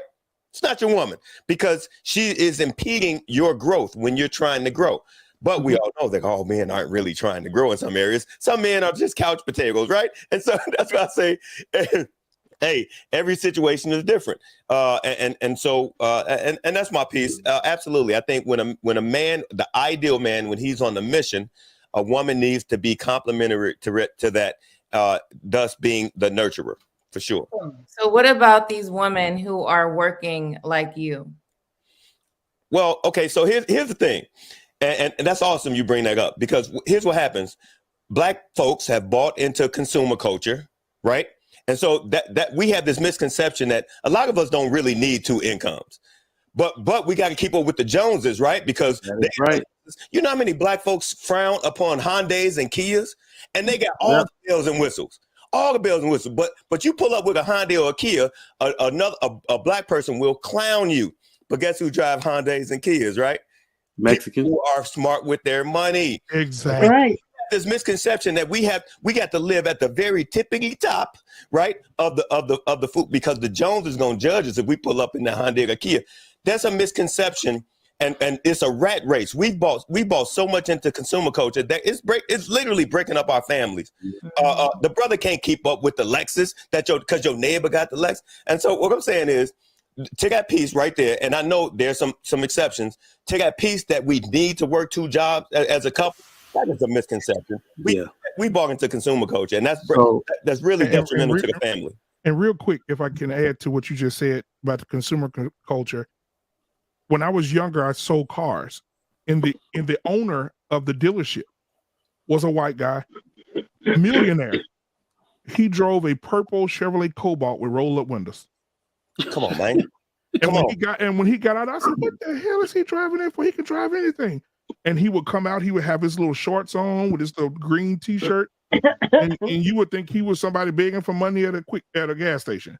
But he had a purple Chevrolet Cobalt with roll-up windows, bro. You would have never knew he was a millionaire. And to add to that, and at least on the women's side, listen, what modern woman do we know is willing to live under what the average man can provide? Come on now. Come on. Okay, that's what you're preaching. If you want to really take it there, it's like we are not supposed to have two cars. We're supposed to have one car insurance, one car. Mm-hmm. Them kids, when we have them, if we don't qualify for public assistance, we got to pay for daycare. One of them get out of daycare, maybe we get another car, maybe we don't. The other one get out of daycare, we got a little extra money now. I got a few promotions under my belt. Now we in a better space. This is how people climb the ladder of society and leave money for the next generation and the next generation. We still trying to get the first generation up, leg up. But that Lexus was your child's college fund. Come on, man. If we being real, that Mercedes that you don't have enough money to get fixed when it breaks, that was your other child's $100 to fix a light bulb. Come on, why they do it like this? You got Jordan. Black boys got a 3rd and 4th grade reading level, but Jordan's on their feet every month. Come on, math costs $100 a month. I know. Priority. On the BMW, y'all know that oil change is about $250. So let me add to the Jordan situation. Not only can they not read, and they're in the 6th grade reading on a 3rd grade level, they have 6 months of tutoring on their feet. Come on. Exactly. Hey, and exactly. Also, too, we got another thing that contributed to the two income household was the woman competing with the man. Mm-hmm. Yep. Hey, I need to have my own money too. Yep. Hey, all right. And here's the thing: it's not just a black issue. it's almost like it's a concerted effort to destroy the American family. Because if we can destroy the American family, then we can break you away from your kids, the parents at work, right? So who's raising the kids? The school system, right? So now we got your kids in the school system for whatever 7 hours a day, and we can indoctrinate them. Because who's teaching them at home? I'm saying it's especially worse when you add the consumer culture with the idea that our woman is competing with us, and that's why our black children suffer the most. Yeah. And which our culture, our community, which some people say we don't have, but we do, because we have likenesses. Our community suffers as a whole. So that dual income, that's a misconception. You know, we don't. And sir, if I could respond to what we were talking about in this initial question, you know, a lot of men out there say, I don't need no woman to nurture me. I'm a grown man. Matter of fact, if I can add a little funk to it, I'm a grown ass man. I don't need no woman to nurture me. Any man that needs a woman to nurture them is a man with a little boy inside of him. So if I may take these people who talk like this, I hate my preacher voices coming out. I hate it. I want to get rid of it. However, if we look at nurturing, the definition of nurturing is care for and encourage the growth or development of. Doesn't that sound like something you would want your wife to do? Does that sound like something that only children would be able to receive from a mother? Because it says here, care for and encourage the growth or development of. So if I'm developing and if I'm becoming the man that God has created me to be, and she's telling me every day, baby, you got this. I got your back. Don't you worry about today. You good. Isn't that nurturing? Let me respond to this. And I'm going to tell you why this is the response. Is a man, I'll be in a gym, you know what I'm saying, in a gym lifting them weights. But I think where this comes from is we see nurturing with the kids. Most of us ain't never seen a husband being nurtured. Come on. We seen him being screwed. Like we seen him being a provider, but we didn't see him being nurtured. And so our description of what nurturing is stopped once the baby got past 5 years old. So we don't know what it looks like. It seems foreign. Let me tell you something. I really am that kind of man where ask my wife, I don't think I need no help. I think I'm Superman. Yep. I literally believe I can do anything. Exactly. But let me tell you something that I messed up with. And it's something that I had never done before. I think my hair was hurt or something, and I just laid on my wife's like she was like she laid on the bed, you know, sitting there watching TV, and I just come up and I lay on her. Now I lay on her, and then she started rubbing my head. Now I can't tell you how I felt inside, but what I will say is I felt relaxed, and I immediately did some push-ups thereafter. And what that did is it soothed the stress that I had. Just the touch, just that her being there in that moment. It did a lot. She didn't even say nothing. That just her being there. I don't need that all the time. But when I need it and she provides that, it does something. And I think that's part of what nature and let me do some push-ups. Y'all. Go ahead, black man. And you know what? I'll say this, because sometimes you have to be in the position where, hey, you know what? I am Superman. I am Batman. But even Superman and Batman, even Superman went back to Clark Kent. Even Batman went back to Bruce Wayne. Mm-hmm. And even Batman was emotionally attached to his woman, just like Superman was loving Lois Lane. Lois Lane, Superman could have took out the whole world, but when Lois Lane touched his hand, she calmed him. She was just calming. The Hulk. If let's go Marvel for a second. Even the Hulk. You remember when the Hulk got big and he was tearing up everything and what's her name?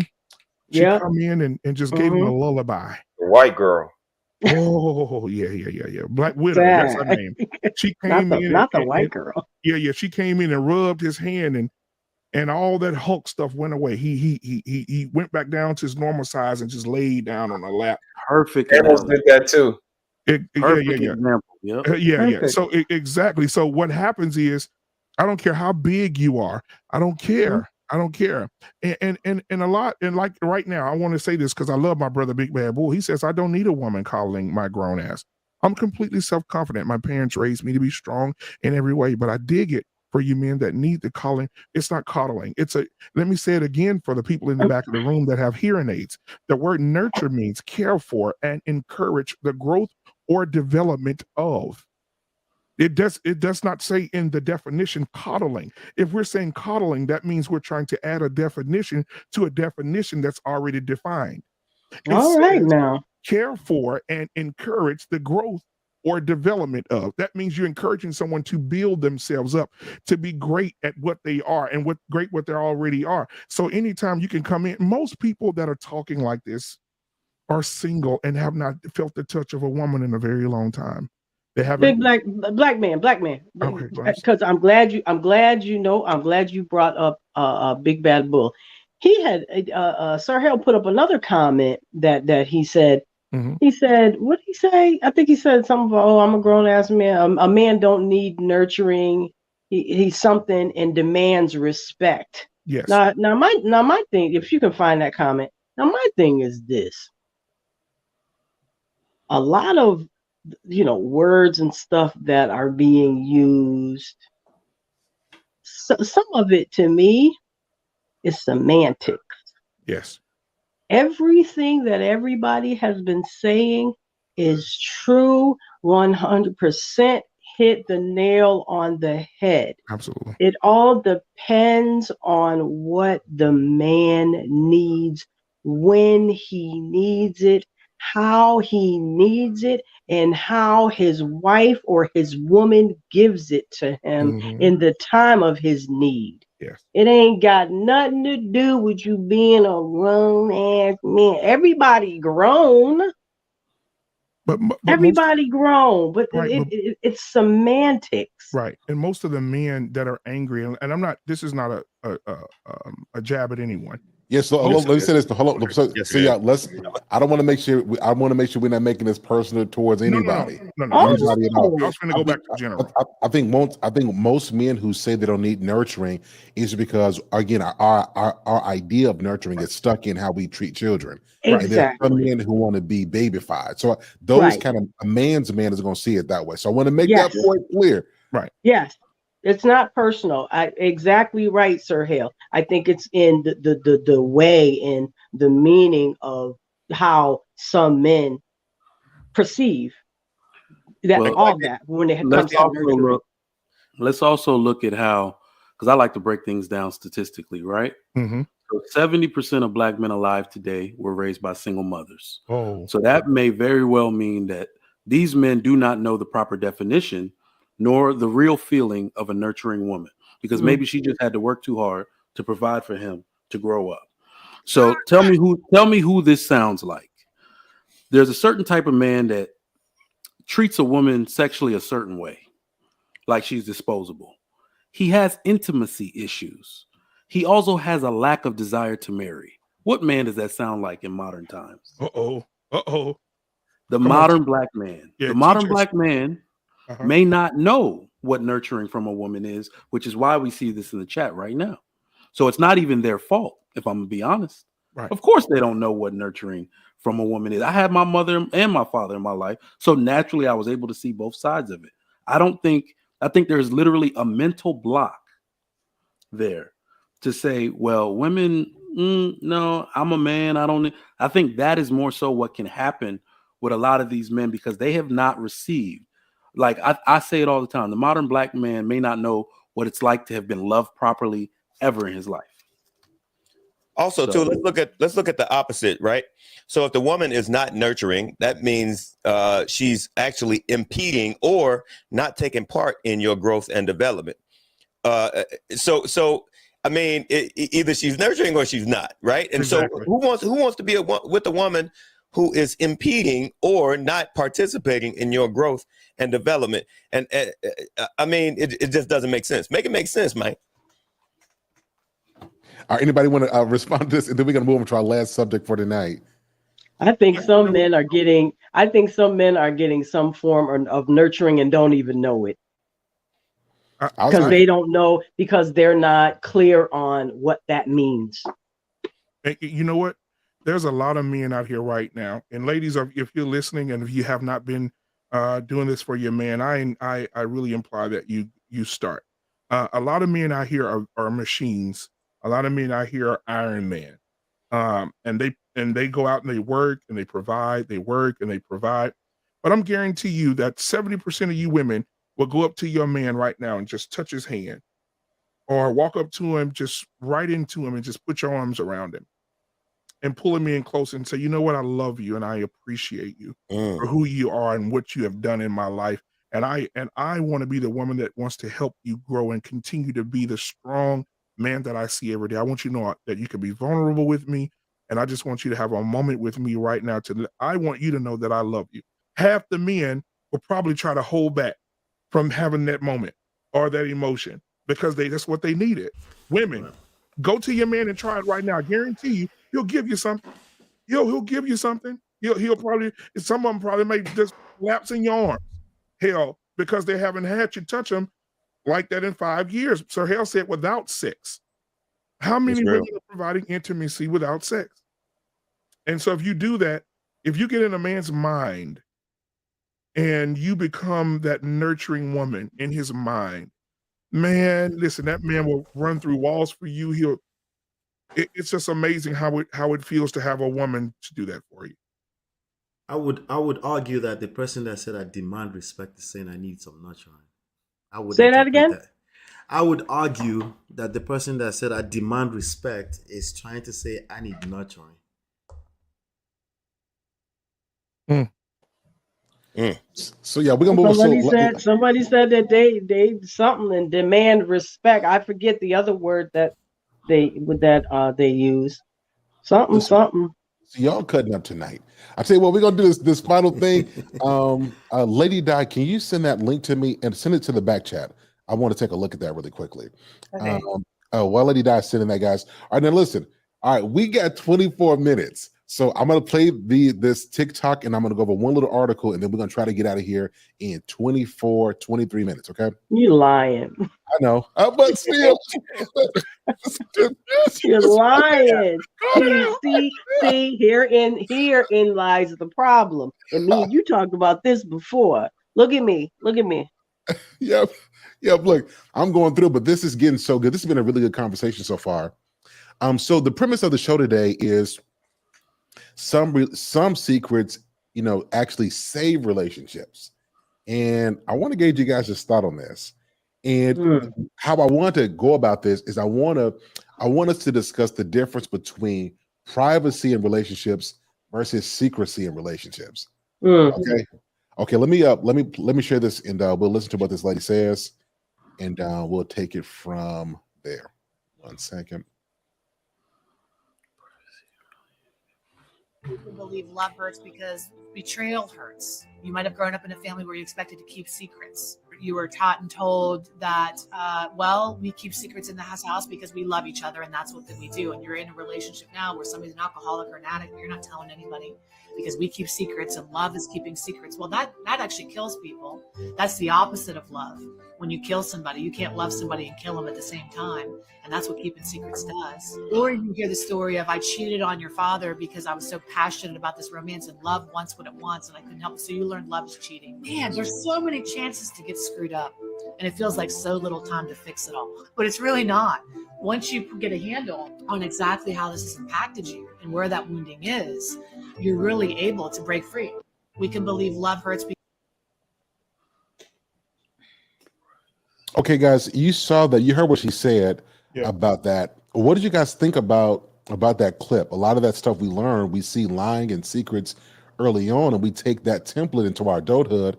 And so we have this unhealthy view of being honest and truthful with the person that we're with. What did you guys think about that? Let's mix it up a little bit. Trigger Mike, what did you think about that? Can you come to me second? Yeah. I'm sitting in the middle of a development of thought. I wanted to go deep into development of thought. Okay, I tell you what, Black Man, let's start with you, and then we'll go counterclockwise. I think that from a biblical aspect, I think that the scripture that reigns true in my head is you become what you are around. Most children grow up listening to mama have those conversations with auntie, right? They listen to daddy have that conversation with uncle. And when you around a lot of men, as I was when growing up, I heard a lot of men say, "Hey, listen, when you have a woman and a wife and you want another woman, you don't there's rules to it." And I'm thinking, okay, what are the rules? This is me, 12, 13, just sitting under the tree. The rules is you have a wife, but you get you another woman. But when you get that other woman, you have to get you one that ain't gonna be in your business, ain't gonna come to your house, ain't gonna call. And when you get the other woman, you good. You good if you get you one like that. But you gotta find the right one. That was the conversation, right? You had mama saying to the girls, don't let your left hand know what your right hand doing, and vice versa. Always have a separate account in case you want to leave in the middle of the night while he's asleep, right? All those little different trigger things that they would say around kids, and then kids grow up and they start to think that you start to carry the family the toxic family tradition on, and then you get to talking about it in your kids, and so it's just a repeat action until someone decides to break the generational curse, because that's just exactly what that is. Mm-hmm. All right, it's my go now. All right, cool. Don't trigger us, Mike. Got you. I got you. So it's very profound. And when you look at the difference between privacy and secrets, so I think privacy is it can be self-gratifying, right? To keep you free from discrimination and judgment of others. You keep things private, right? But secrets, just like Black Man said, secrets can be interpreted as betrayal. Mm-hmm. And I don't think people are inept to think that they don't know that they've betrayed their partner, right? And that's exactly where that division comes from. So a secret account, make no mistake, is betrayal.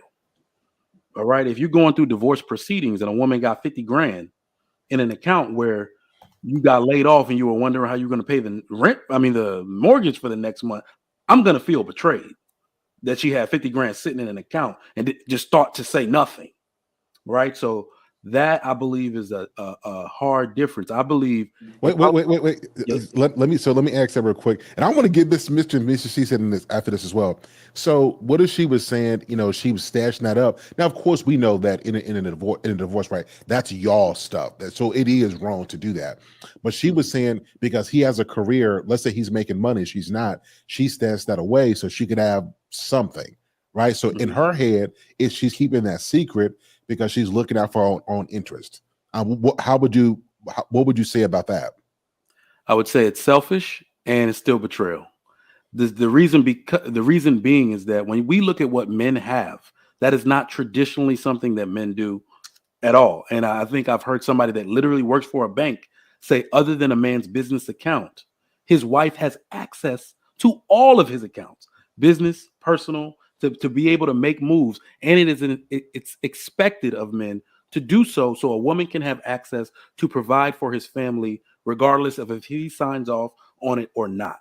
So if I'm doing this as the person who's maybe making more money, leaving myself open this way to do something solely for yourself after I made the biggest, most open-hearted move a person can make, which is to give you access to everything, is selfish, and I feel like it would still be betrayal. It's literally having if it's not one whole foot, it's a few toes out the door. That's not what we signed up for. Yeah. And I don't know, like when you are in a relationship leading into a marriage and then you're in the marriage, I don't believe in secrets. I think that once you say I do to somebody, you're saying I do to your secrets. You better start telling them before you get married, because all that stuff is going to come haunt you and you're behind later. Either it's going to be a few years, a decade, or further. But stuff, does come out unless you're taking it to your grave and it's something that you had a secret with, someone else, then I guess maybe that's different. But as long as it's not going to hurt the family if you're holding secrets like that. But I believe that anything that you share with your spouse should be shared with your spouse. You don't have to share these secrets with your spouse's mother, mother-in-laws and cousins and all this. If you trust your partner, because that's, you said I do to them, and you're having kids with him or her, then you should be able to, share that. But At the same time, it's risky because we as people don't know how to vet properly. We're picking the wrong partner. So I'm gonna stop it right there because it really depends.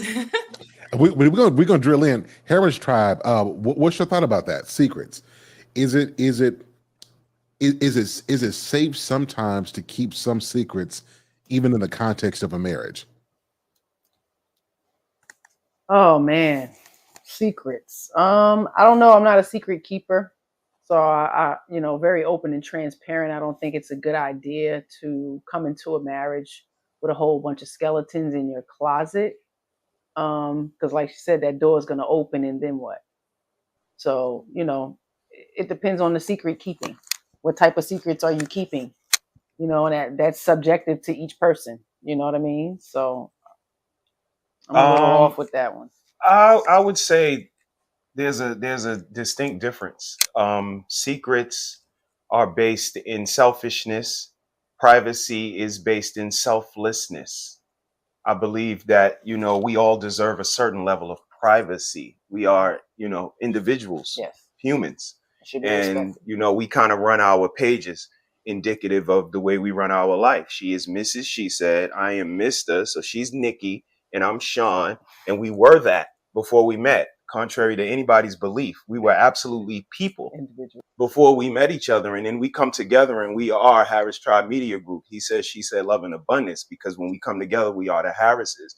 And I know she had a life before me. I had a life before her. And there's certain privacies that we have a liberty of keeping. There's certain things I don't want to know. I'm not a nosy person. I'm not one of those, how many, what day, where'd you go? How did it fit? No, I could care less about what happened before me because I'm the last. I'm it. That's the most important. So, when it comes to secrecy, I think that's very selfish, whether, you're keeping your secrets because you're trying to protect, quote unquote, what you think may be your spouse's feelings or whatever the case may be, your reputation. But again, it's all selfish to me. But privacy, I think, is something that we all are delegated and have a liberty to use and exercise to a point, of course. But I think there's a distinct difference, and once we get a handle on that, I think that's where the respect in a relationship comes, to know that we are both unique individuals, and when we come together, we become amazing. Hopefully. Mm-hmm. That was different. You're saying privacy. I like that. It's different. Are we just we going random, or what are we? Okay, I'll jump in. Listen, I love quotes. After watching that movie, The Great Debaters, I fell in love with quotes since I was a shorty. I'd like to start this off with a quote by Friedrich Nietzsche that says, "The strength of a person's spirit would then be measured by how much truth he could tolerate, or more precisely, to what extent he needs to have it diluted, disguised, sweetened, muted, or falsified." We all can't handle truth. Certain truths could really mess us up. Now, as it pertains to women, if you add that imagination to it, right, then that could really turn a truth into something that not even it kind of reminds me of that saying that's saying, if your woman never accused you of cheating, you're probably ugly. All right, and so women love guys with options. But then again, with those options come they're thinking that a man is too weak to stave off those options. A lot of times women think that a man is going to jump on every option that come about, right? So here's what I'm saying. Perhaps she doesn't need to know about the conversation that you had with Keisha at the water cooler, right? Because pretty soon that conversation that you had with Keisha at the water cooler turns into you bending her over in the custodian closet, right? I mean, you gotta be seeing her outside of work. I'm just saying. Hold on, Searchers. Let me address the audience. Y'all, please stay out of the custodian closet, sir. Please continue, sir. Please continue, sir. And that's what I'm saying. Sometimes, it's probably not a good idea sometimes to feed into a woman's imagination. Now, if we talk about the definition of privacy versus secrecy, yeah, I agree. If something is a secret, then yeah, that has selfish implications. But I do believe that privacy, yeah, I'm an individual, and hey, you chose me, right? And if you understand that I have options, that's one thing. But you got to understand that I'm not. It comes down to trust. But I will say that I'm guilty of I'm not telling you everything, because you don't need to know everything, because I know once I tell you one thing, now you're gonna make it snowball into something else. That wasn't even what it was.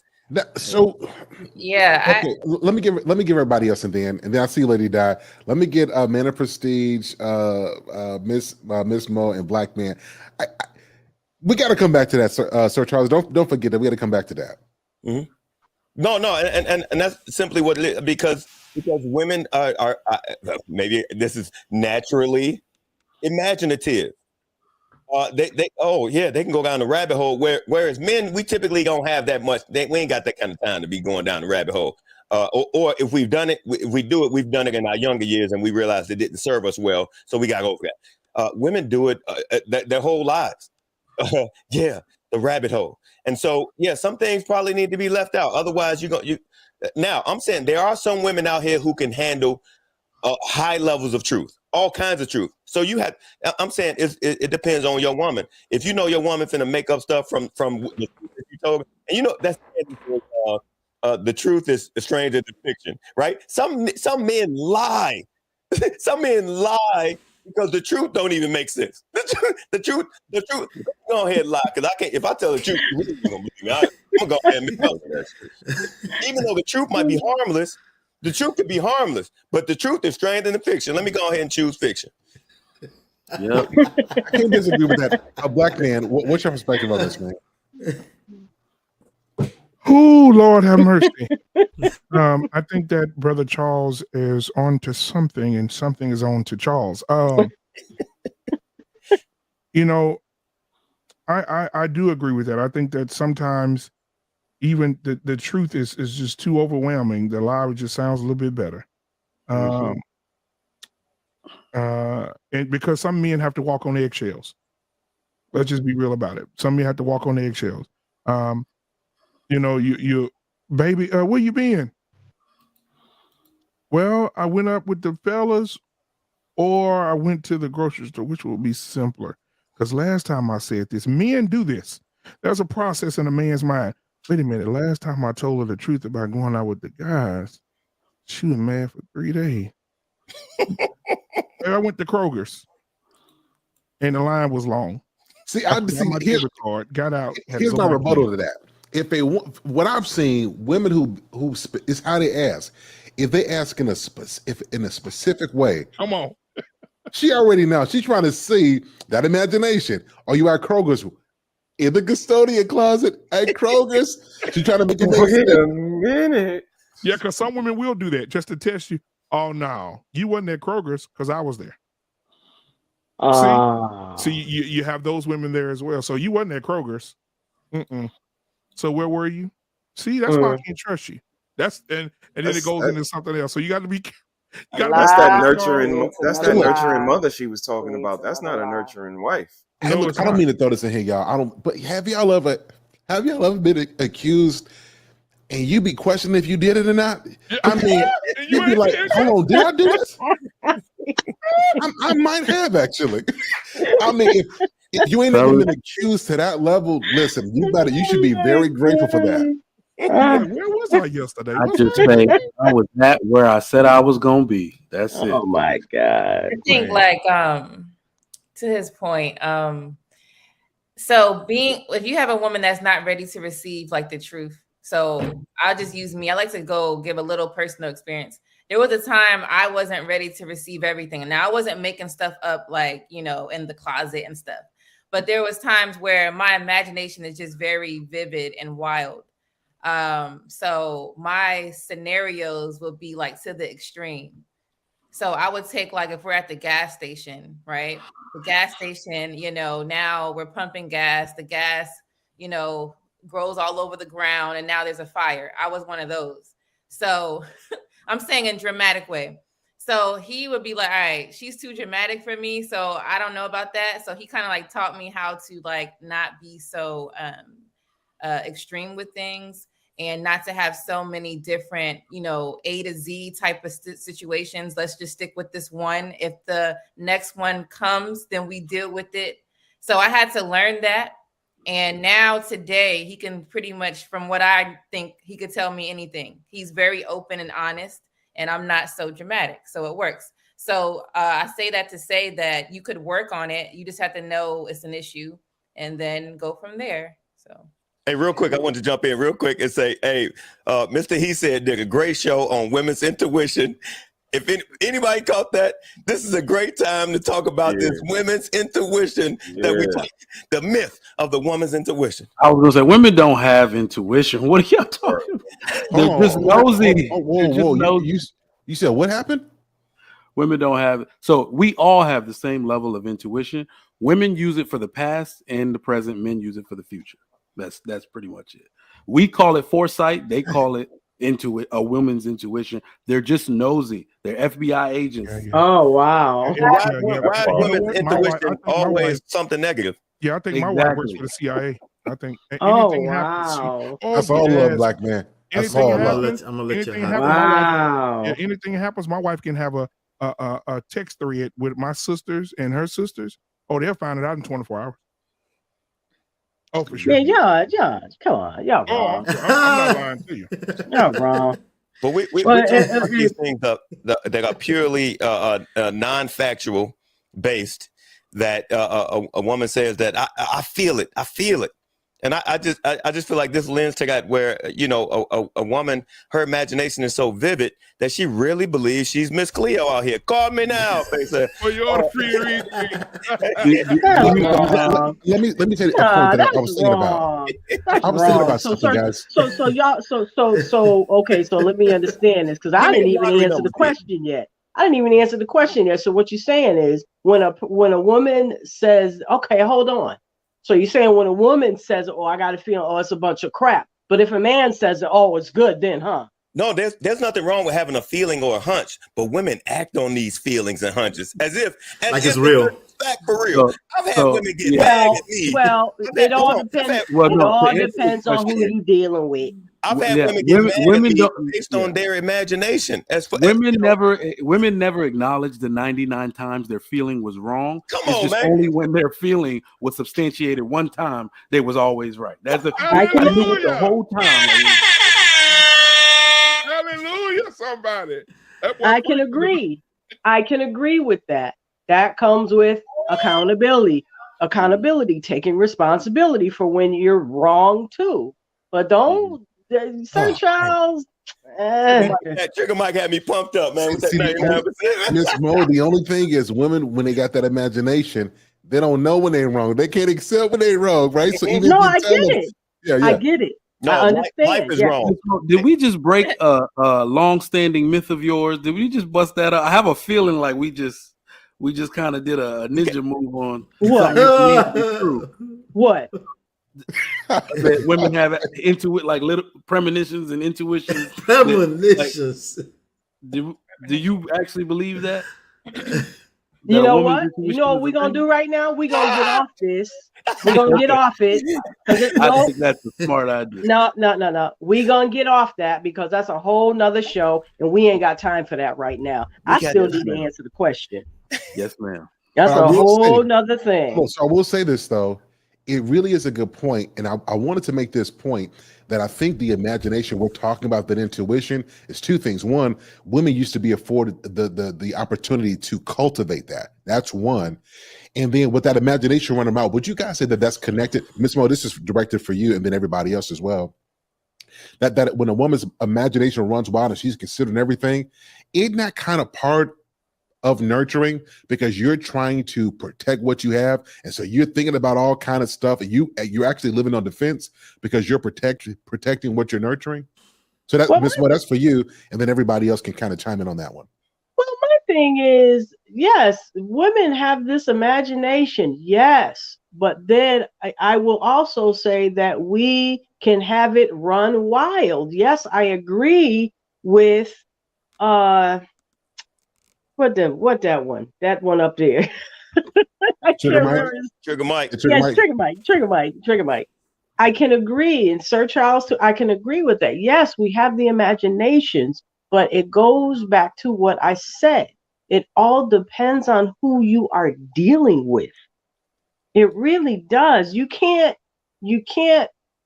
group all women. You can't rope all women together in that bowl. You can't do it because there are women out here that take that seriously and not with the whole, imagination running wild and just a bunch of craziness. No, you have women out here that are legitimate. They feel so okay. If I met Sir Hale, Sir Charles, don't be laughing at me. You laughing at me now? Don't have me You come know I through love you, there. Info. Come on. I can meet somebody, and I'm quite sure this has happened to everybody. You don't have to be a woman for this to have happened to you. Now, if I'm wrong, tell me I'm wrong. Now, if you meet somebody for the first time and you get a certain vibe or something from them, but you just can't put your finger on it, but you know it ain't good, but you just don't know what it is and you can't explain it. I've had that happen to me several times, and it ain't got nothing to do with my imagination. I just can't put my finger on it, and it's something that's not good. I can't put my finger on it. I can't explain it, but I know I feel something. Just like when you meet people, you either get a good vibe, a bad vibe, or indifferent. Well, I think one thing that needs some attention is the fact that a lot of these women, although they're feeling it, nobody's denying that they're feeling it. That is that they act on it as if it's fact. And I really would like to have the statistic of how many marriages are dissolved based on a feeling that is unfounded. That's different. I would like to. I dare to say I bet that number is high because I'm a But victim. that's different. I'm not only a victim. I'm also. But that's different. That's different. You should not act on something that you don't know is for a fact, and everything is just up here, and you don't see no proof or nothing, no evidence, nothing like that. Yeah, that's ridiculous. That is intuition, though. And I mean, what she just described is intuition. And again, my only question, I would combat this whole conversation with a question. What does intuition look like on the other side of the spectrum, positively? What do you mean? They don't have an answer. That's what we're trying to say. What do you mean? I felt something. I knew he was doing something wrong. I knew you was doing this. I knew you was doing that. Versus the intuition that I had when I saw this man in the club, it pulled me toward him in a positive way. See, the intuition, knowing I was pregnant. That's the kind of stuff I'm talking about. I ain't talking about no. But a lot of women, this is what they're saying, that a lot of women, a lot of modern women get in relationships. Come on. And our intuition tell us something, and it's nothing. And we bring it to our men, and then it causes a whole types of ruckus, and you feel it so deep in your soul, and it's nothing. And it's capped because what does the intuition look like? I just had a feeling that he was being faithful to me. Right. I just had a feeling that he was loving and adoring me inside of his heart. So I looked in his phone. Oh, that's a good point. I see what you're saying. And I told him, so you get head all week because I went in your phone off of good intuition and I found nothing. So when you come in, salty peanuts and everything, but that doesn't happen. Intuition is only taught on the negative side. Yeah. So I went in his phone and I knew it. I saw that number and it was Felicia. It's Cat. There's no such thing as now, Mr. He said, there's looking ahead, and that is what it is. It is no intuition. The rest of that there's no reason for you. There's no reason for a woman to fall asleep and wake up and say, "Where you going? See your bitch." Right? Because you dreamed it. You had a bad dream, and you say the Lord showed me that you're cheating in my dream. No, it was a couple of glasses of wine you had before you went to bed, and it steered you in the wrong direction. And now you got up talking about where you going? You going to see your bed, baby? What you talking about? I'm going to work. And do you know what dreams are? Dreams are I think, what is it called? Unconscious manifestations of things that you consciously took in but didn't really think on. You only see, what is it? Like, we only perceive less than 10% of what we're actually seeing.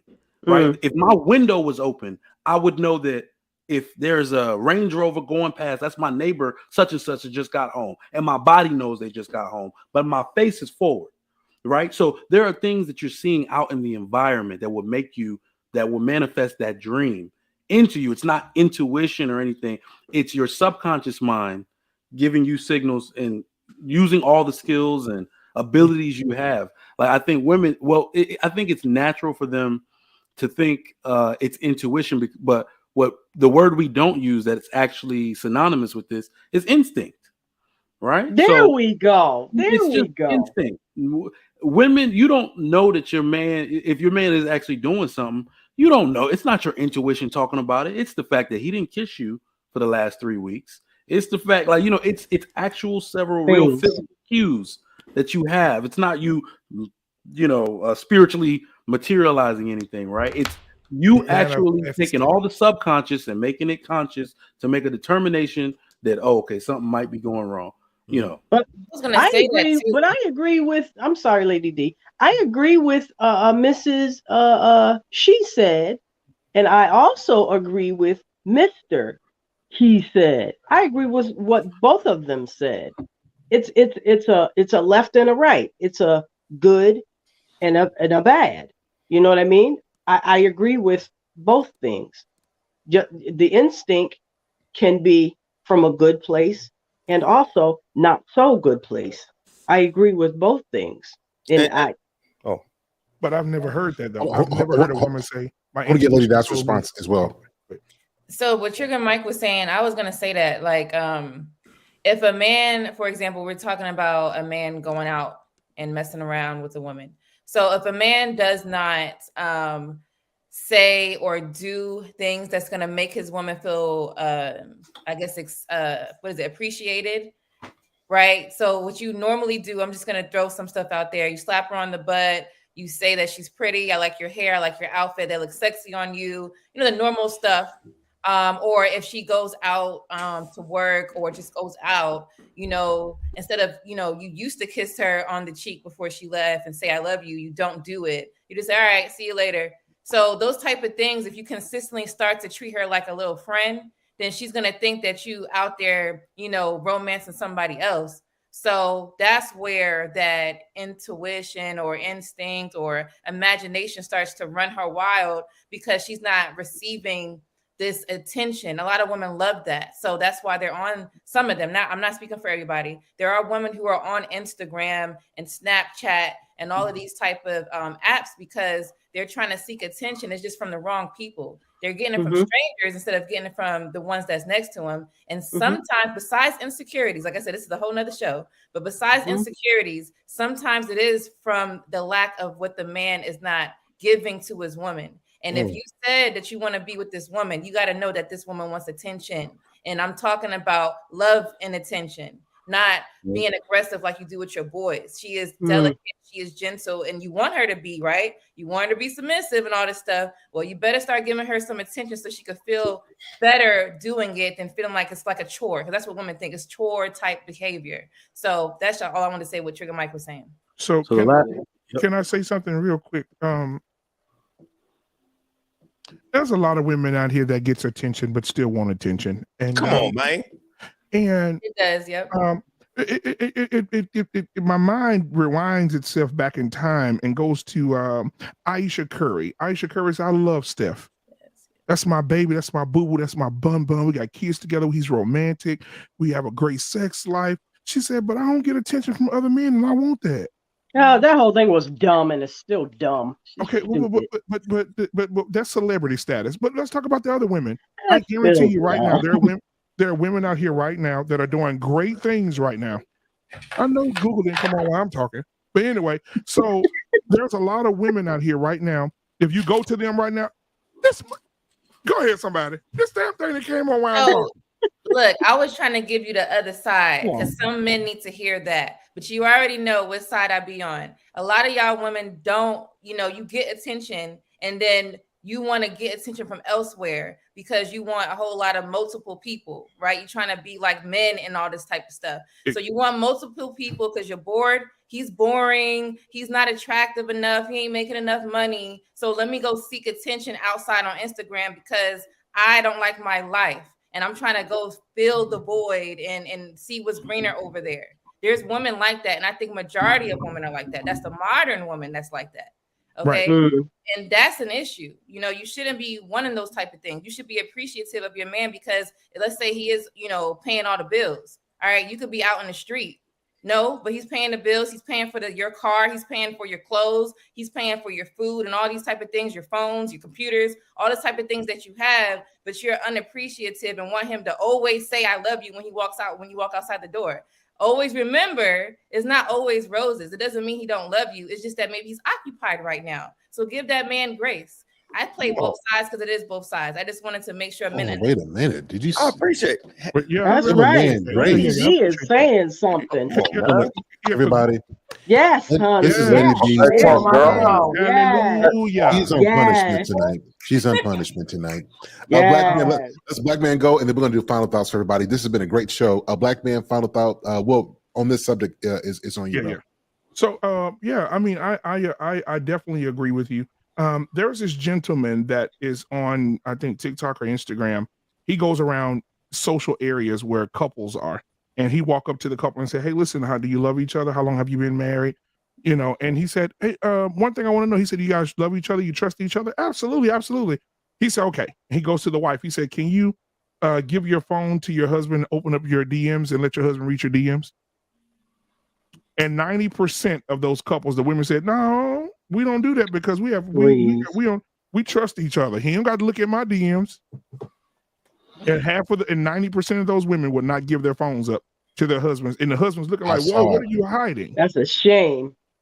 Right? Because dudes are in those DMs, especially when wives are out here exposing themselves, breast out, butt out, laying across the bed with the sheets across the curves of your body, and dudes like, damn, girl, and you like, oh, hey, big head, and that's how it starts.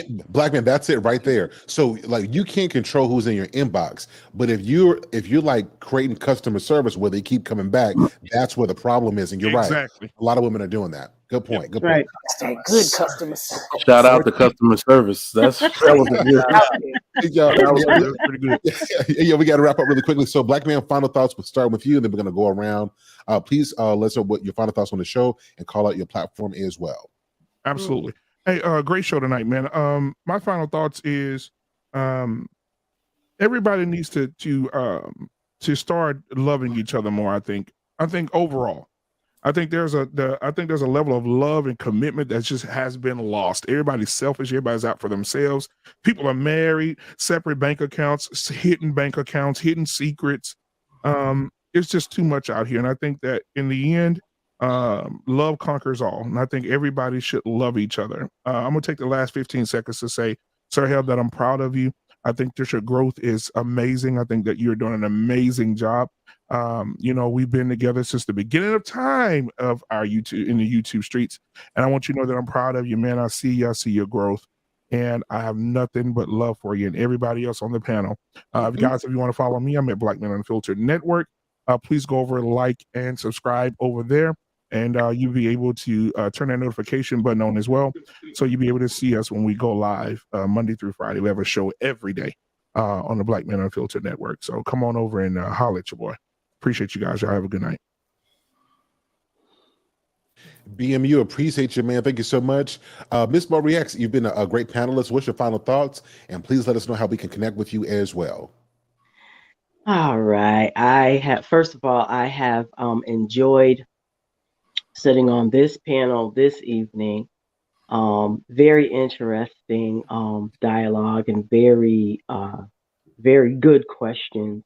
And it always gets me to thinking as well about, as far as on my platform, what can I do? What kind of dialogue can I start having, to further try to educate young people, young women, young ladies, young girls, because that's kind of like my focus, because there's a lot going on out here with the women and, the modern women, there's just a lot going on. So I try to try to push more education to the younger generation as far as women. And if males can get something from what I'm saying too, that's even better. But I have to agree. We need to start loving each other more. We need to start listening to each other more, not just to react, but to listen, to hear what each other is saying. And then, say what we need to say. We need more understanding, more grace, like Mrs. She said. Um, but that is enough. I'm going to get off my soapbox. I have really enjoyed myself. You can follow me on YouTube and social media. Miss Mo Reacts on YouTube, MSMOE, and the word reacts. And you can find me on, Instagram, Let's Talk with Mo. Uh, but yeah, I had a blast, and I really enjoy the Super I was Sunday waiting on it. Sir Hale show. If you're not watching the Super Sunday show, I don't know what you're doing. And ladies and gentlemen, don't forget to hit the like button, hit the subscribe button, hit your bell notifications for Sir Hale and all of the other people that are on the panel that have YouTube channels. Go check them out. It don't cost nothing. It don't cost a thing. Miss Mo's out. Yo, Miss Mo dope, y'all. Miss Mo is dope. All right, y'all. Appreciate the Miss Mo Reacts. All right, Lady Di, it has been a pleasure having you today. Great perspective. You acted up a few times, but you redeemed yourself. And we really appreciate you for being here tonight. Please let us know your final thoughts and where we can connect with you at on social media. Okay. So thanks for having me. It's funny because Chantel Simone, she had told me about your page and you hit me up today to be on the show. So thank you. It was a blast. I loved everyone's perspective and how diverse it was, but also very positive. So thanks for having me. My channel is called Dating to Marriage Support, and I go by the name of Lady Di. So you can follow me at Lady Di DTM, which stands for Dating to Marriage. You can follow me on all social media platforms. I have a YouTube channel as well. Follow me there. I have live shows Mondays, Wednesdays, and Fridays. You can check that out. I also do free coaching for couples or anyone who needs my services with me and my husband. I do that online. And I also make a ton of videos, reels, shorts, and everything, kind of like what you see today. I try to bring more of the truth instead of kind of, making it a little soft for people. I like to just bring the hard truth because I feel like that's how people should learn that way. If I start talking a little too nice, then people don't receive and they don't change. So definitely enjoy my videos that I post. But yes, check me out. Thank you for having me. Awesome. Thank you so much, Lady Di. All right, guys. Let's talk. Let's bring up Trigger Mike. Thanks so much for being here tonight, man. I think this is your first time on the show. Great perspective. I love the statistical analysis you provided and the philosophical dialogue. Thank you so much, man. What's your final thoughts tonight, and how can we connect with you on social media? Final thoughts. I mean, great conversation. Thank you so much for having me. Yeah, this has been such a good panel with so many intellectual viewpoints. I'm glad to be here to fellowship with y'all. That's what it felt like at times. You can catch me on all social media platforms at Trigger Mike Show. All right. And starting tomorrow, I'm going to be testing my own show on the Lapeef Network as well. So you can catch me there. I'm really trying to do big things in 2023 and get word out. My perspective is a little different. My name is not Trigger Mike because I trigger people. My name is Trigger Mike because I am a competitive shooter. So just letting you know that. All right. So, yep, that's how you can get in touch with me. Please follow me and watch my shorts on YouTube as well. Hopefully you can get something from it. They're very informative, if I'd say so myself. Awesome, man. Thanks so much for being here. Truly appreciate you, man. All right, guys. Let's bring up the one of the yellow men, Mr. Man of Prestige. Good to see you again after a few weeks, man. What's your final thoughts, and how can we connect with you? Yes, sir. Sir Hill, good to see you, man. And happy New Year to everyone. My final thoughts are this. The way I think of secrets is, I think of it as short term, long term, and obviously mid term. There are going to be moments in life where some information are just not readily available, or you don't make them readily available, or you don't make them available, or they are available long term. It's I don't know why you would want to do a long term relationship marriage by keeping secrets. I'm not sure why, but in the short term, I do understand that, situations happen.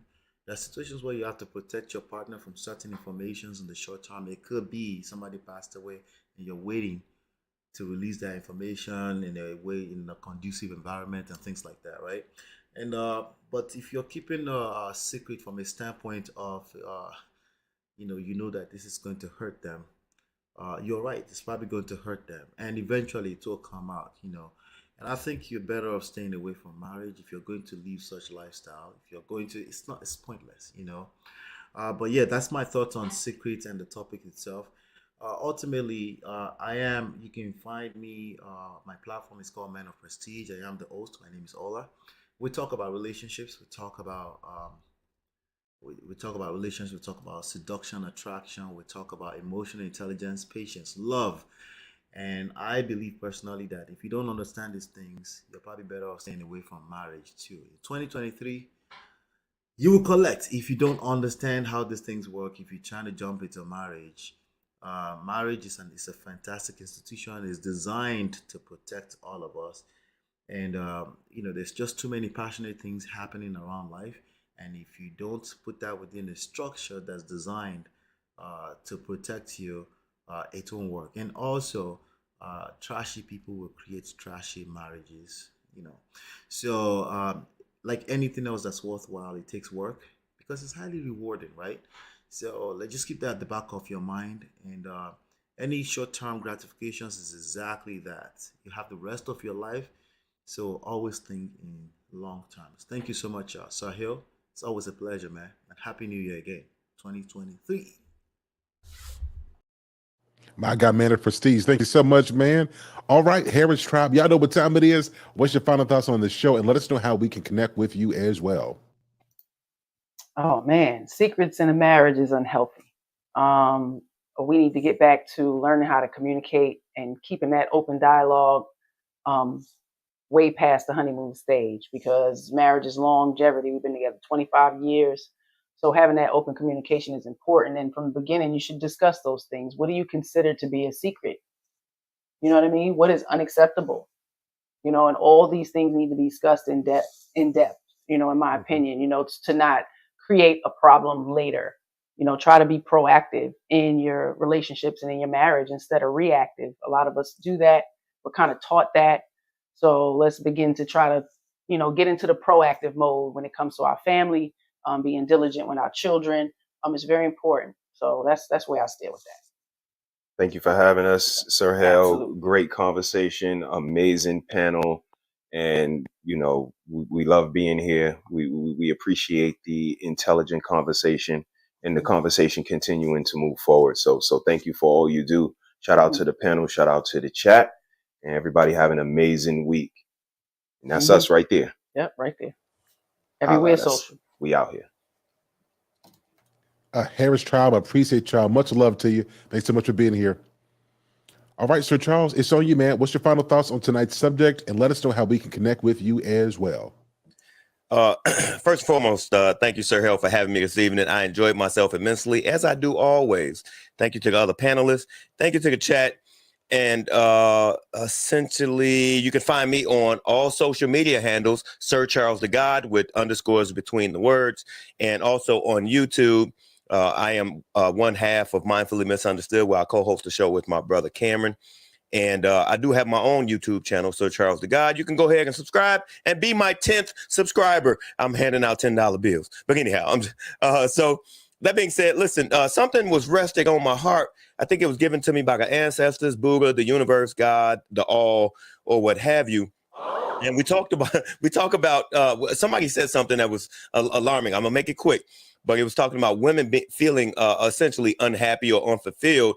And that's what leads to divorce a lot of times. So here, I want to leave women with this. before you call for a divorce, I want you to ask yourself, what is this man dealing with, right? Because a lot of women has this misconception that what you did to get me is what you need to do to keep me. Well, has the dynamic changed, right? I know this guy. I was born the same day as him, the same hour, the same second, right? I know this guy, and he went into a relationship with a woman, and essentially it started out as he brought her, he would take her on a date, bring her back to the crib, smash, and then send her back home, right? Well, the relationship matured, and it got to the point where, hey, your friends become my friends. Your in-laws become your parents become my parents. Your bills become my bills, right? And so when lives merge, more responsibility was put on that man. Before you know it, he's taking care of parents that aren't his. He's befriending friends that aren't his. He has bills that weren't his at first. He's folding laundry that wasn't his, right? And so it is almost impossible to do the same thing that you did when you first met her because it was so simple. Can it be that it was all so simple then, right? So what I'm saying is before you call, because it's easy for Bob from marketing to just get you that cup of water because he ain't got to fold your clothes. He ain't got to wipe your Alzheimer's dementia having daddies, but he ain't got, I'm sorry. I know this guy, but anyhow, so all he do is get you a cup of water and you're flattered, right? And then next thing you know, he got you pent over, turning you every which way but loose because he showed you some attention, right? Here's what I'm saying, ladies, before you call for the divorce, make sure you understand what you put on this man. How was this man's life before you met him? And then what did you put on him? Because he may not be able to treat you like you did in the beginning because you put all this crap on him. Come on now. Now, mindfully misunderstood. Thank God for God. That's it. I'm out. Had a great time, ladies and gentlemen. Peace. Y'all, Sir Charles just cooked on that last one. Y'all take that to heart. Before we get out of here, a couple things. Thank you to those who have given a super chat. Let me call you guys out. Information Man with the $4 super chat. Thank you so much. The Kosher Clinician with a $5 super chat. Greetings, young lion. Good to see you, sir. The Seattle Black Veteran is in the building. He says, salute, Sir Speaks Network and your panel. Good to see you, sir. So glad that you were here tonight. Mr. Let Go, it was good to see you pop through, man. Thank you so much. Big Bad Bull with the $25 super chat. He says, genuine support, peace, and blessings to the panel and chat. Pick it up, pick it up, pick it up. You know what time it is. I got you coming in just a few seconds. And then Brandon L. Jet matched $25. He said, I'll match Big Bad Bull. IXL also matched this in a Cash App as well. So salute to you, IXL. Let me play the super chat song, and then we're going to wrap up this show with a TikTok video that Lady Di said that spoke to what we talked about tonight. All right, guys, let's pick it up, and then I'll be right back with you right after this. Pick it up, super chat. You see the drippy, I'm fitted up. Hop in my car and the giddy up. Secure the bag, yeah, I get the bus. Pick it up, pick it up, pick it up. You see the drippy, I'm fitted up. Hop in my car and the giddy up. Secure the bag, yeah, I get the bus. Pick it up, pick it up, pick it up. Ooh, I've been on the flex since flex zone. Neighborhood all in your eardrums. I ain't never scared like Bone Crush. Boy, I got God, don't fear none. My line busy, take no calls. Feels like I don't have no flaws. Snakes in the grass, cut those off. Yo, squad shitty, my bros raw. You know what I'm getting tired of? I'm getting tired of women saying that they don't want to cook for their man. When it's not just cooking for your man, it's cooking for yourself and your kids. Like, what are you talking about? As women, we are naturally designed to be a nurturer. Do you even know what nurturing means? It means to care for and encourage growth or development of. How are you going to grow and develop without any food? The definition is simple, and so is cooking. What's not simple is the man that's providing for you, going out to work, risking their lives every day to make sure that you're actually happy. So the least you can do is make a decent meal, not only for yourself, but for the entire household. Why is it so simple-minded, one-sided? You eat, he eats, they eat, we all eat. What is the big deal? You want to live a long, happy life, right? A long, happy life with your man, correct? So do the things that is required and stop talking. Take this time to think. Once you start treating your man like a king, he will then start treating you like a queen. If not, stop complaining.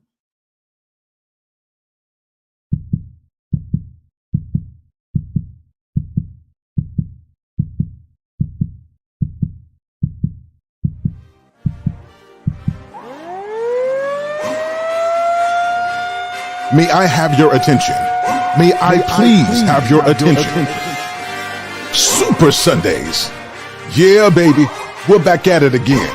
Let's get it. Let's get it. Let's get it. Let's get it. What's up, everybody, and welcome to another edition of Sir Hale Speaks Super Sundays. I'm glad that you're here. I wanted to take a moment to tell you guys how much I appreciate you. We've been doing these shows for months now, and you guys have been showing up consistently as we take on and we tackle different challenges and different topics. So I appreciate it. But here's what we're trying to do going forward. We want to grow this audience to people who need to hear content like this. And so we need your help. How can you help us? That's a fantastic question. Be sure to make sure you hit that like button. Be sure to subscribe and make sure you hit that notification bell for all of the content that we have, particularly Super Sundays. All right, guys, sit back, relax, enjoy. Make sure you invite somebody to Sir Hale Speaks Super Sundays. We're getting ready to go in. We're going to have a good time. Happy Sunday, everybody. Let's get to the show.